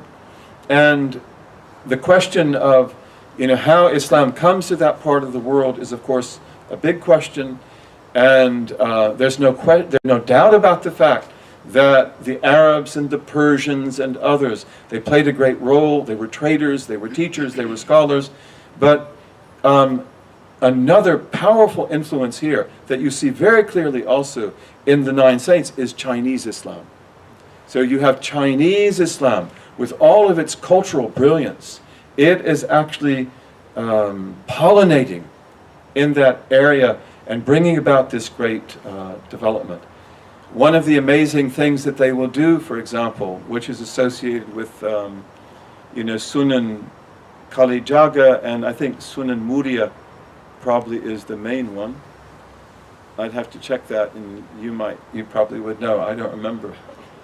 But they will use puppets as primary da'is. So they spread Islam through puppets. And they create these incredible shadow puppets, the Javanese shadow puppet, and they train the puppeteers.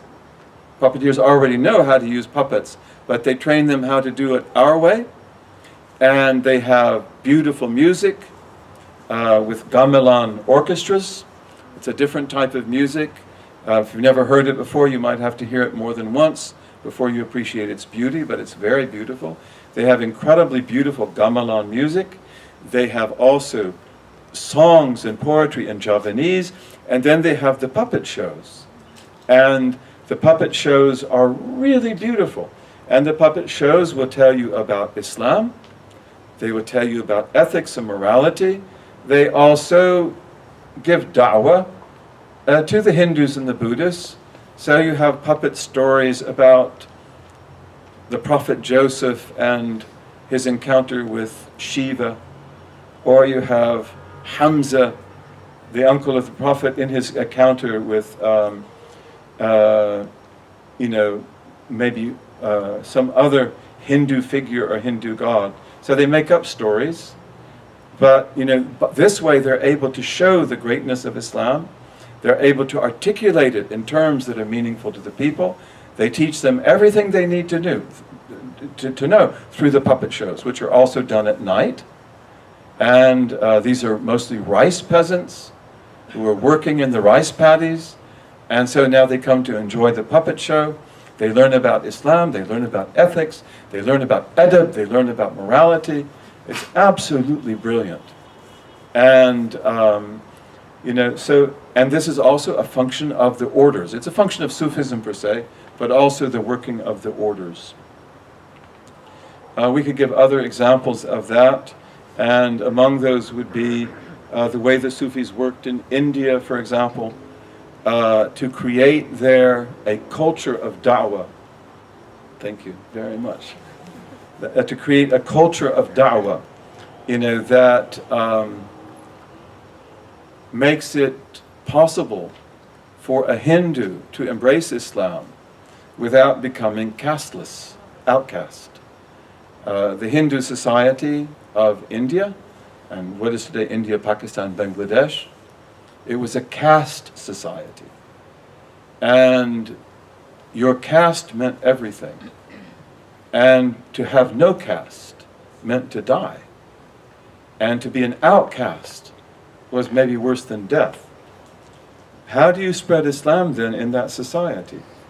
If the man embraces Islam, he'll be cast out of his caste.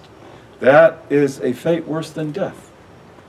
And if the woman embraces Islam, what do you do? So they create a whole culture in which they learn, in which they're able to do this in a very subtle way and in a very careful way, and also in which they're able to receive the outcast if that happens. One of the things they will do, for example, is create these langars, which are huge food kitchens. And if you go to Pakistan or India and you find these, you should really visit them. They're amazing. But they're huge kitchens.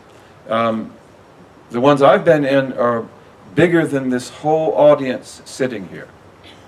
An area bigger than that. And they give you breakfast, they give you lunch, and they give you dinner every day of the week.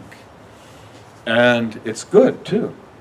I mean, when we went to visit one of these langars, our host, who was very happy we were coming and he wanted to honor us, he took us to the langar to eat. So it's not food that you're going to get sick from.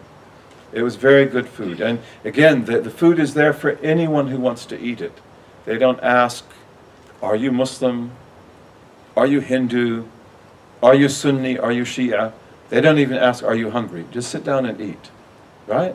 So this is a way that they're able to take in the Hindus who are outcast, or the poor who have no means, and then they have other techniques like that. And I won't go into that in greater detail because we're out of time. But, let's say just a few words about the Sufis and Ahlul Bayt. We have about 10 minutes, right?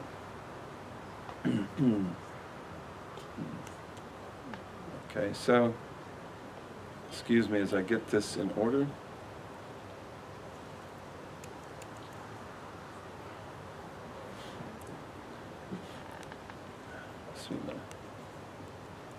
So let's end with this today.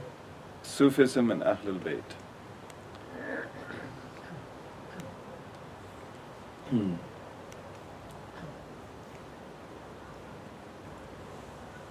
This question is a question that has really been brought up by Orientalists, I believe, more than anyone else. A lot of Muslims, they read their books and believe them, and they get from the Orientalists the idea that the Sufi is a pacifist and he doesn't take part in jihad.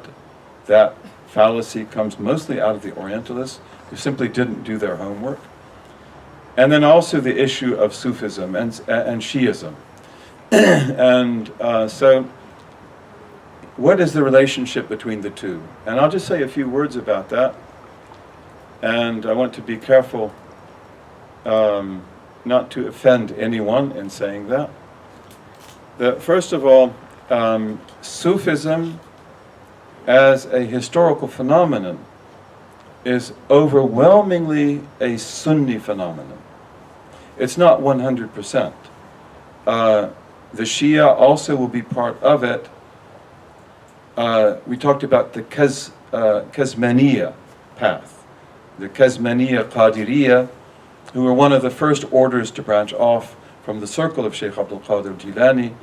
So they're not Shi'i, they are Kurdish and Sunni, but they always welcome the Shia, and they always take in a lot of Shia. And a lot of the Shia look upon that tariqah as one of their own. So the Shia also have their role in the history of Sufism, especially when we talk about the metaphysical Sufism, which I'd like to talk about in the next class, their role is also very important. Again, it's going to be a lesser role in some ways than that of the Sunnis, but Sufism tends to be a Sunni phenomenon. Okay, it tends to be, and we have something in common with the Shia, and that's the love of Ahlul Bayt. But probably no one here would have to be convinced that the love of Ahlul Bayt is part of the Sunnah. And if Sunnis don't love Ahlul Bayt, then they're not true to their own tradition. And so for the Sufis, they have that too. It's one of those things that's just really part of the general Sunni legacy, the general Islamic legacy, the love of the Prophet and then the love of his family.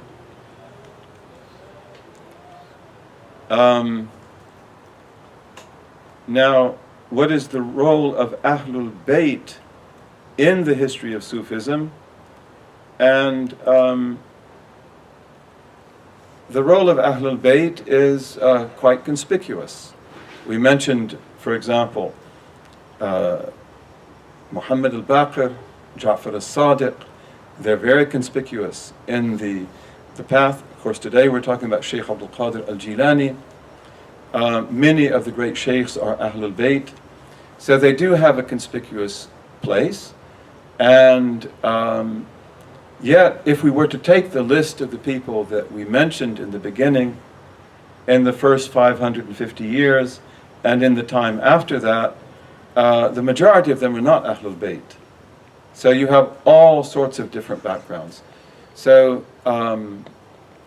the Sufis, when they talk about wilaya, sometimes they will say that wilaya in its highest form has in it three elements.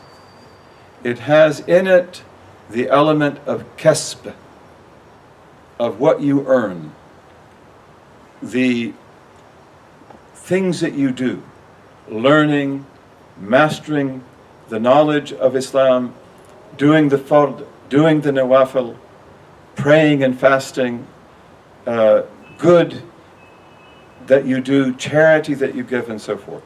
So you have action, and you have to have good actions. You do good, you work, and you work, and you work. So that's part of it. And then they say also, nasab. But, so here, if your nasab is Ahlul Bayt, if your family is Ahlul Bayt, then is there a better family on the face of the earth? You have a very good nasab.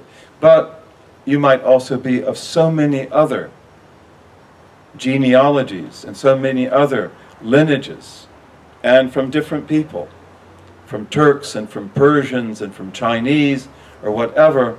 But so here what they mean is that usually wilaya, your family is an important part of that, meaning your mothers, your fathers, your ancestors. And often the wilaya that's given to you is a crown that's put on their heads. So family background is important. And that doesn't mean that a person could come from a background where they had no background that they knew at all and not achieve anything. Okay, but they say that's one of the elements. And then they say the third element is the gift of God, that God bestows upon his wali, the gift of his knowledge and his closeness, and brings him to him. Let's suffice with that tonight, and inshallah we will try now to begin to take questions. So inshallah we'll meet tomorrow for the last time, the 5th class, and tomorrow I'm going to talk about what I've called giving reality a voice in the world. So we'll try to talk about the intellectual legacy of the Sufis bi-idhnillahi ta'ala.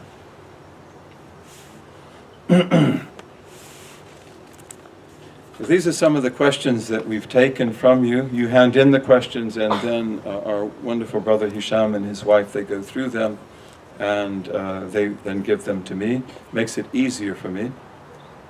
Can someone move from one tariqah to another? Yes, you can. And in some cases, you have to.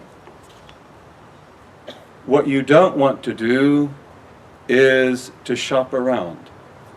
You want to find the path and hold to it. If it turns out that the sheikh is not what he's supposed to be, then you have to leave.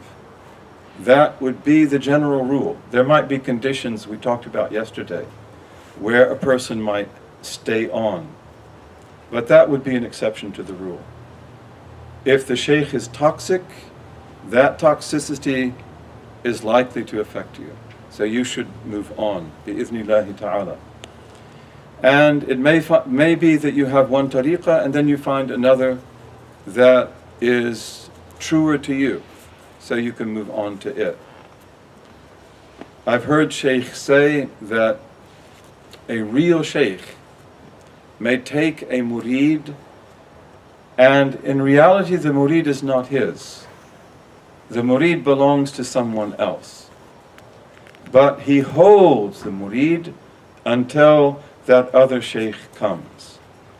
And so when that sheikh comes, then the murid goes to him. He goes to another path.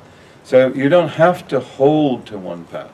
But again, you don't want to leave a path without a valid reason.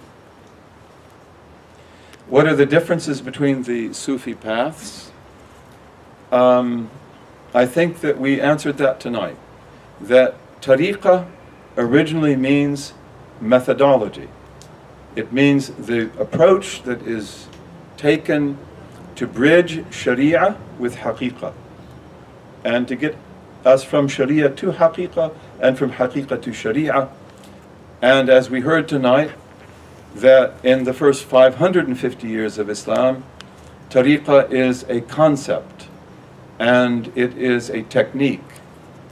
After the time of Shaykh Abdul Qadir Jilani, it will continue to be that, except that that technique now will become general for a large group of people who are bound to the Shaykh by a particular type of commitment.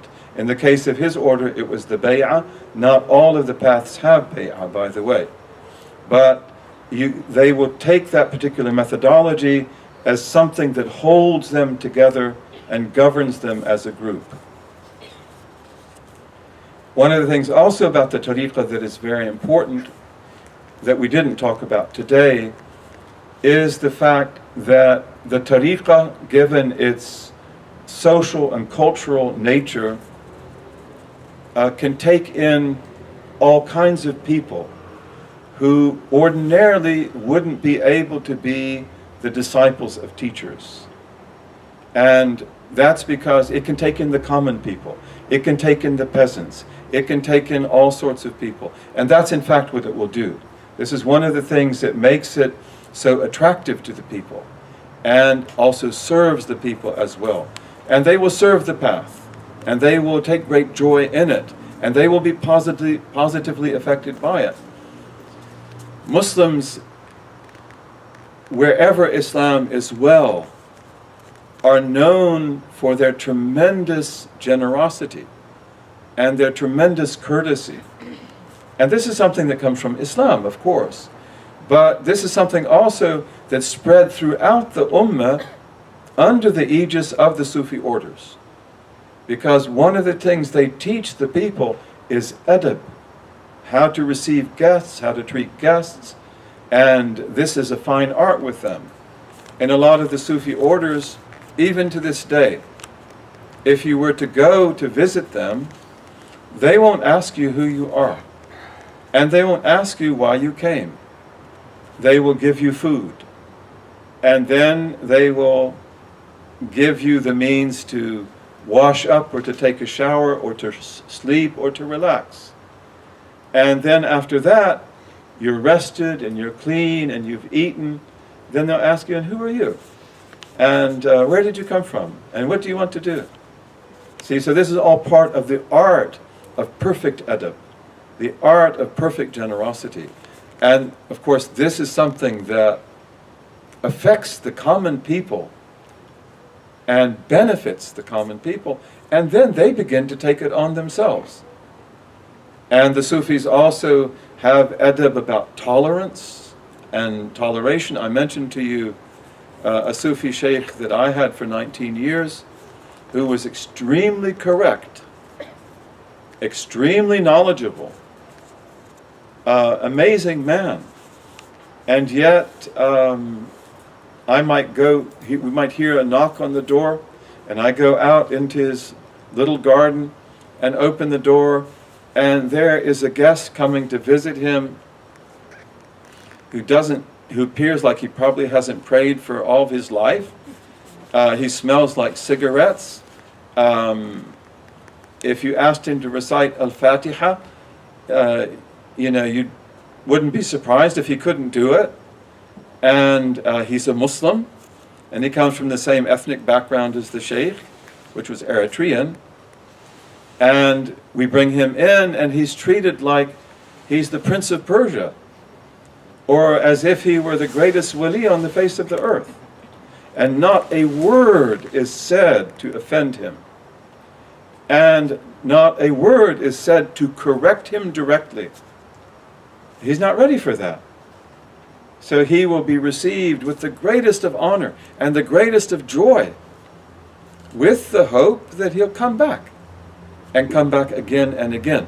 So this is the way they are. They are a mercy, as the Blessed Prophet ﷺ was a mercy. And so this is also something that spread among the people.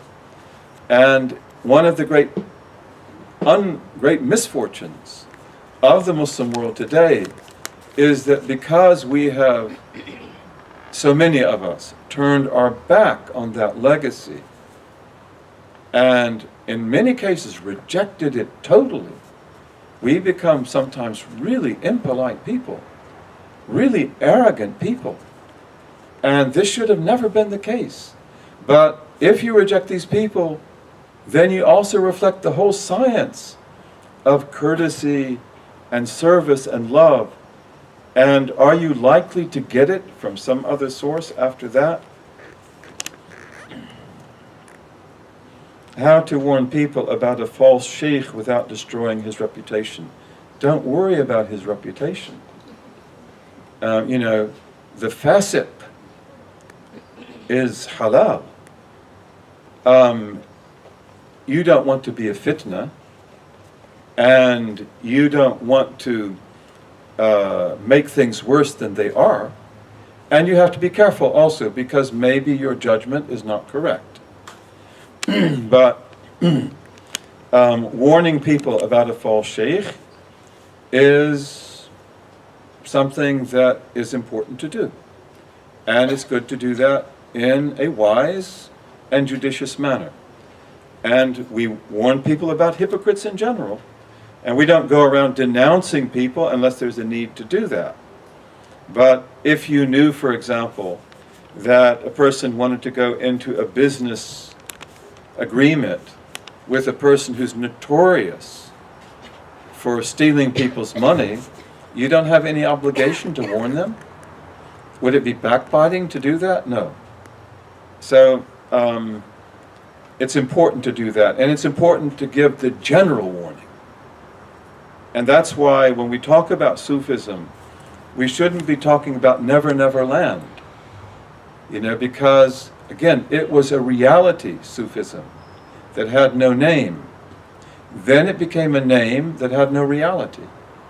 And the people who have that reality, to this day, don't call themselves Sufis, because that's a big claim. They don't like to make it. There are people who love the Sufis, and they might call themselves mutasawwif in the sense that they imitate the Sufis. But a lot of the people who really harm the ummah, and who harm other people and entire families, they will take that name and use it as a means to do that. So we have to give that warning and repeat that warning. And in some cases we have to warn people, this man is not a sheikh. Stay away from him. Don't take his hand. I've had to do that on certain occasions. And I hated to do it, to tell you the actual truth.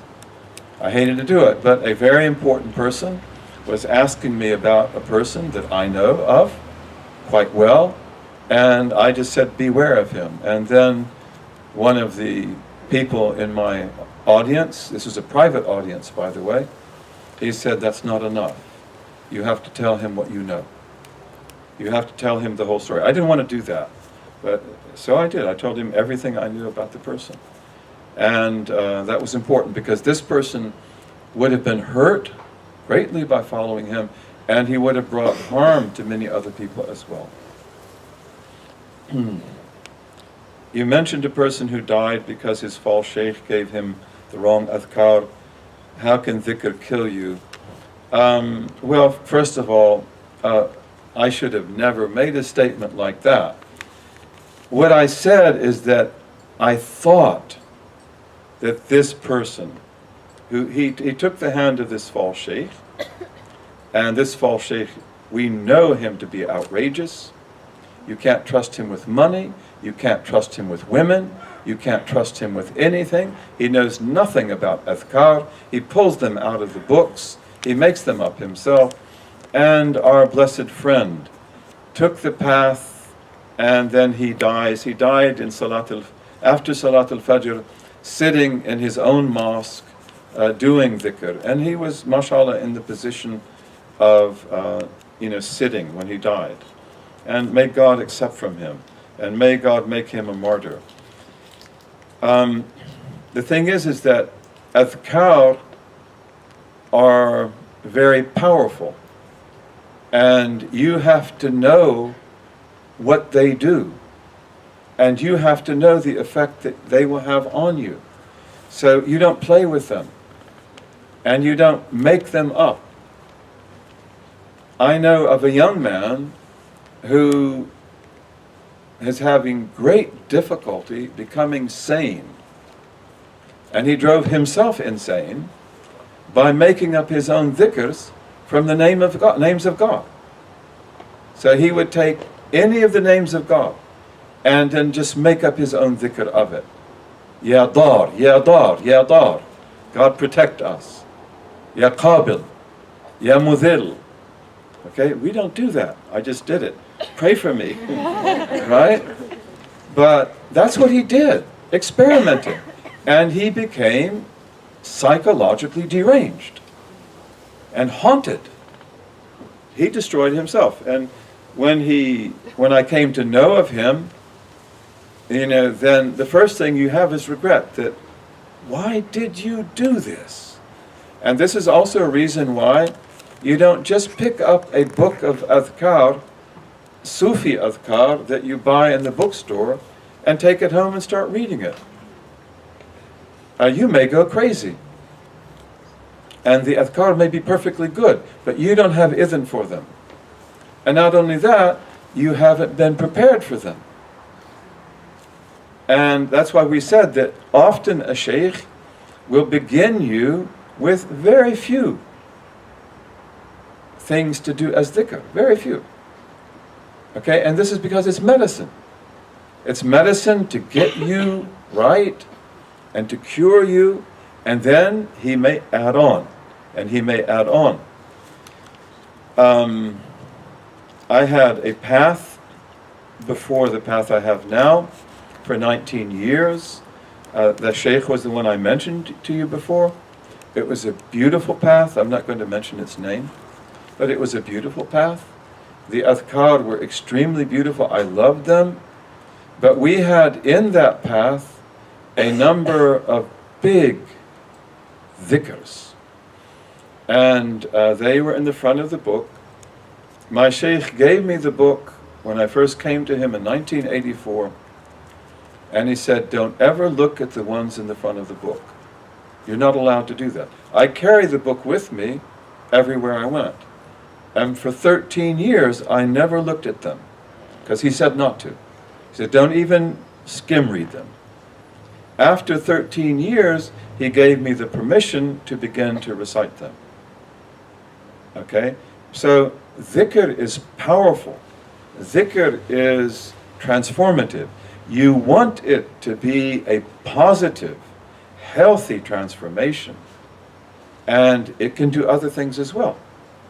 If we take a dhikr that we're not given, and we're not ready to recite it, it can make us go into a state of spiritual insanity. A state when we're not really insane, but we're not sane. We're not like other people. And we can't get ourselves out of that state either. It would take a great sheikh to be able to do that. So you don't play with adhkar. And if you take any of the adhkar of the Blessed Prophet, sallallahu alaihi wasallam, or take them from the Quran and the Sunnah, you're safe. Because they have general idhn. But the other adhkar, they're for special people and special situations. They're not for everybody. Another thing too is that my first sheikh, this first primary sheikh, he used to say that one of the reasons why we're in the mess we're in now is because people, Sufis, go to the bookstores and buy the adhkar of other paths, or even they use the adhkar of their own path, and they use them to destroy their enemies, or to destroy other paths. Can you believe that? But they do that. And of course they will be the first to be destroyed. That's what will happen, but that's total ignorance. And one of the things that we were taught is you never make dua against anyone. And even if the person is a monster, we were taught, just say, Allahumma amilhu bima yastahiq. God, deal with him as he deserves. But don't curse him. And don't use your ad'iyah against him. Again, the Sufis are the people of trusts. And one of those trusts is that they do not misuse the secrets they've been given, and they do not misuse the dhikrs that they've been given. We have stories, I presume they're true, because I've heard them from really truthful people. Even if they're not true, they're good stories. And these are stories about people who are given the greatest name of God. Ismullahi al-A'zam. The one that if you use it, then you get whatever you ask for. They say in one of these stories that a person on the path wanted to know where he could get the greatest name of God. And so his sheikh said, well, there is a man who has it in such and such a village. And so you can go and see him. And so he went to see the man. And then when he saw the man, he said the man was weak and poor and wretched and old. And he was riding on a donkey, and I think he was collecting wood. And people were mocking him, and they were throwing rocks at him. And the person left, and he came back, and he said, I saw the man, but he said, like, he's got the greatest name of God. I mean, he's one of the most miserable people I've ever met in my life. And then the sheikh said, and what would you have done? He said, Wallahi, I would have burned the earth under their feet. Like, if they'd thrown rocks at you and they had treated you this way, he said, I would have burned the earth under their feet. He said, that's why you'll never be given the greatest name of God. Because these people will never use it for themselves. And that's why they're given other trusts as well, because they will not misuse those trusts. And that's why it's so important for us also, when we're given different adhkar and different du'as, don't misuse it. Don't abuse it. Use it for God. As we said, if you go on the path, to get close to God. So don't have any other motive. Let that be your motive always.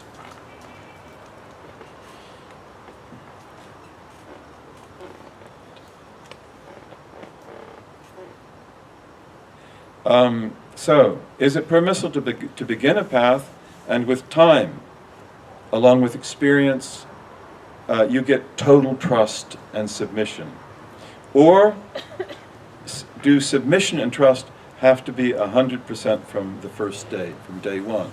That's a good question. That's a very good question. And the answer, according to what I know, is no. You can come in. And in fact, in many cases, the murid or the murida who comes into the path are going to have lingering doubts. Because first of all, you don't really know the sheikh. You trust him. And you've heard good things about him, maybe. And maybe you look at him and say, he looks so trustworthy. And you're around him, and you like the aura that he has. But, you need to know him. Because he is your father. And, you need to know really who he is. So this is one of the reasons why, as you take the path, and you follow the path, one of the most beautiful things that happens is that every year you come to know your sheikh much better than before. To the extent that you may be ashamed of the way you were with him a year or two ago. And again, they have khususiyya, they have bashariyya, they have their humanness, which makes them just like you and me. But they have a khususiyya, which is hidden. And sometimes that khususiyya comes out, especially when you have the gift of company. And when it comes out, it can be frightening. That like, my God, who is he? And like you ask him a question, and he answers it. And you ask him another question, he answers it. And he never talked about things like that. So that's one of the beautiful things in companionship. You come to know your companion.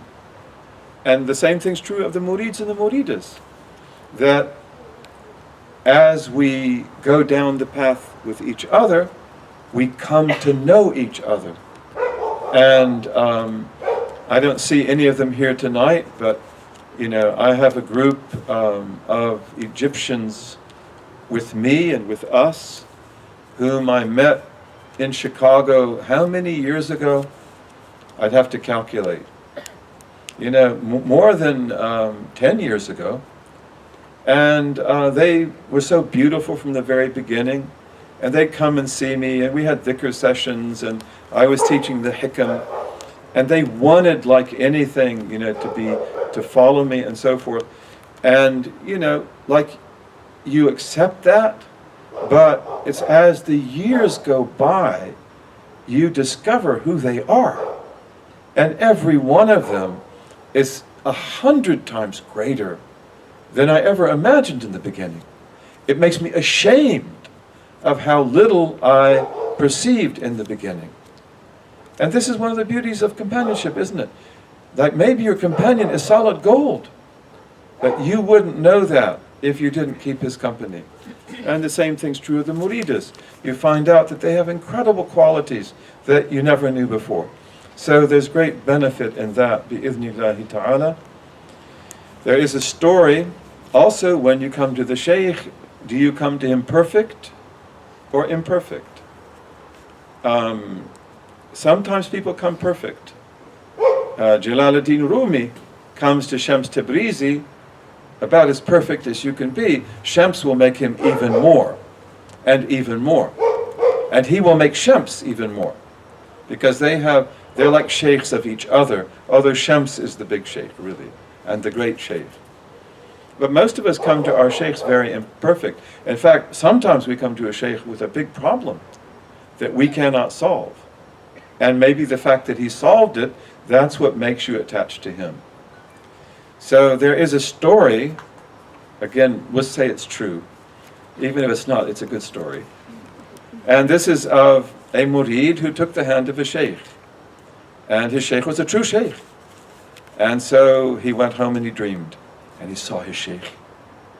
And he saw his sheikh in the form of a pig.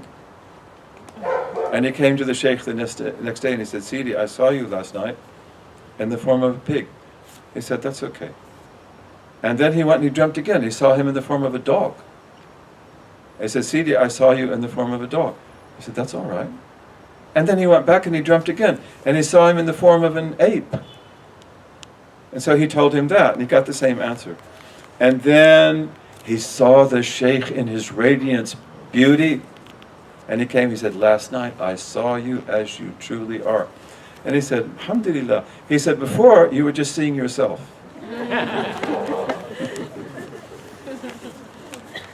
So,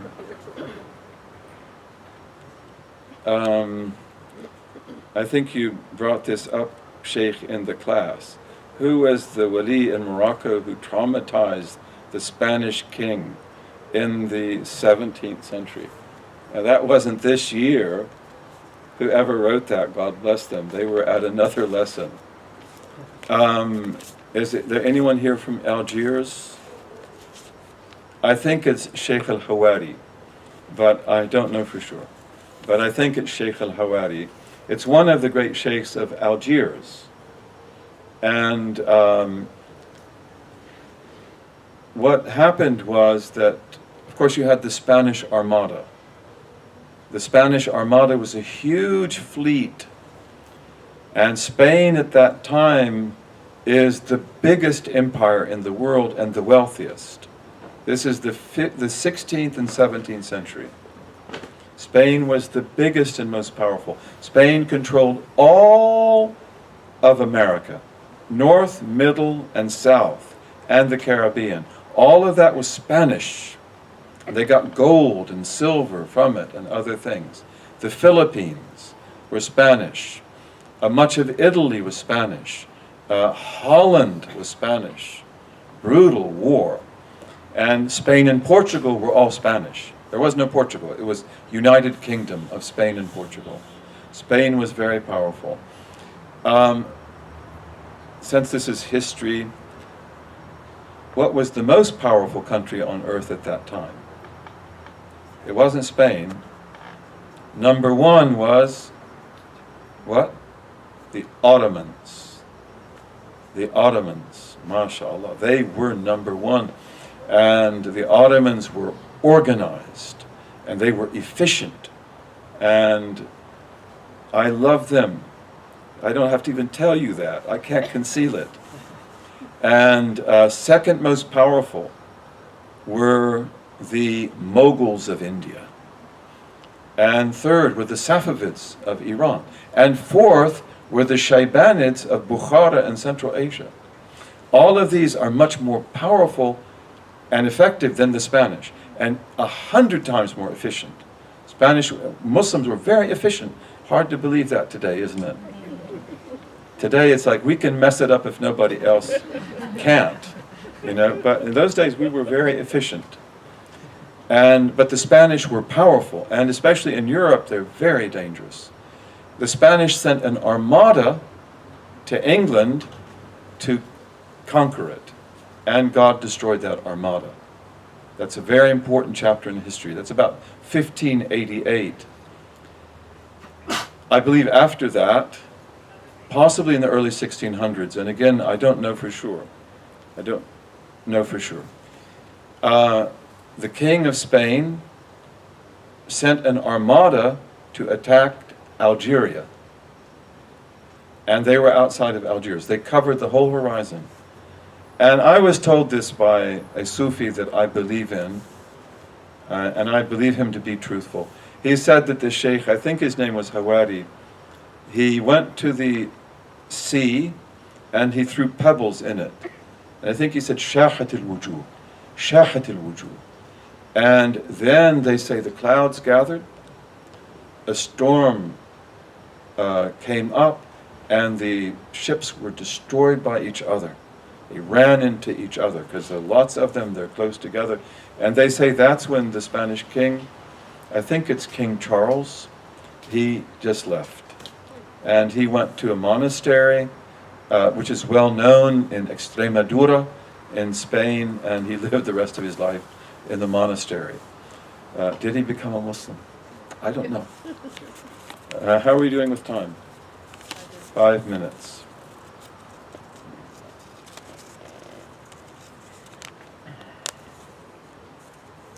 How can one make amends for themselves once others may have forgiven them, but they have not forgiven themselves? How do you make amends for yourself if you've done something really bad and others forgive you, but you cannot forgive yourself? May that never be the case.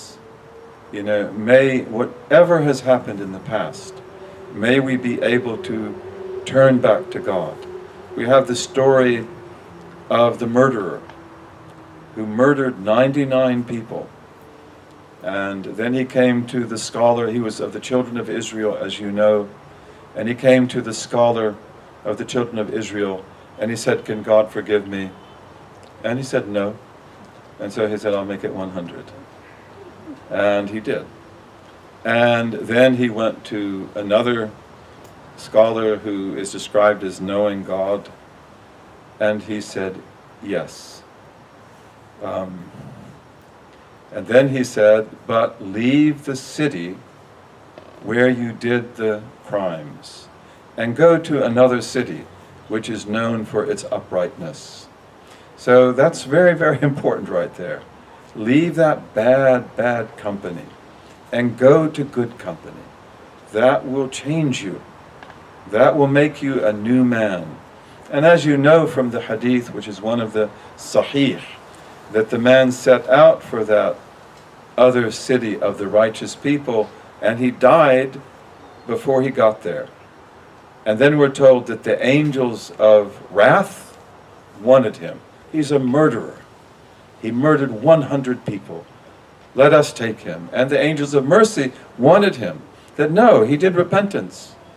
And then they say that God sent a messenger to arbitrate and said, measure the distance. And if he's closer to the old city, let the angels of wrath take him. And if he's closer to the other city, let the angels of mercy take him. And it said that God even shortened the distance to the city of the good people so that he was taken by the angels of mercy. So we must believe in God's forgiveness. And we must believe that he removes all sins. And we hope that none of us will be obstructed by that. But when you do things wrong, and every one of us does, if we go through our lives, even as people that have done tawbah and that are on the path, we have times of failure. We have times of defeat. We have times when, we were doing dhikr and we were getting up and praying, and then we don't do it.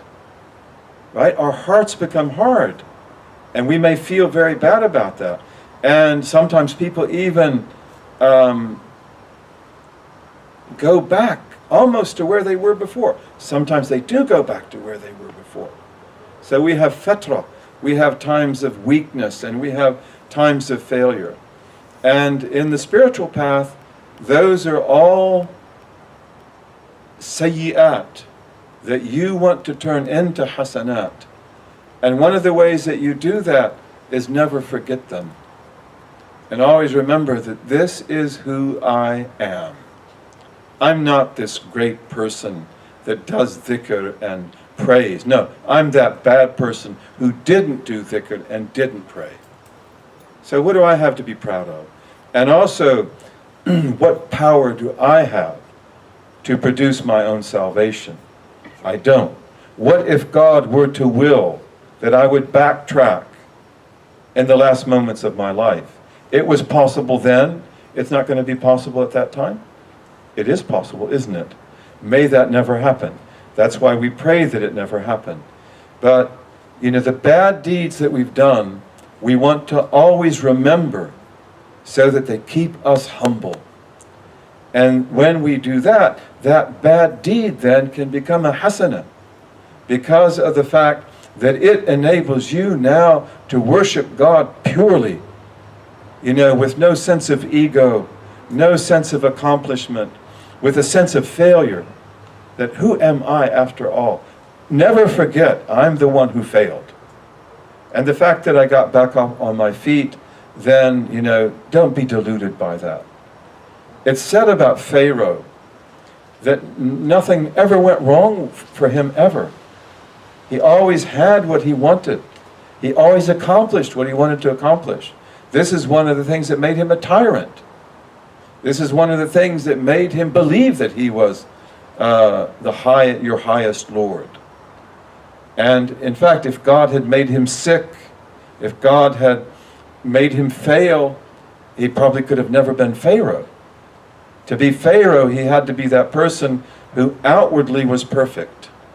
Handsome, strong, beautiful. He succeeds at everything he does. He is Pharaoh.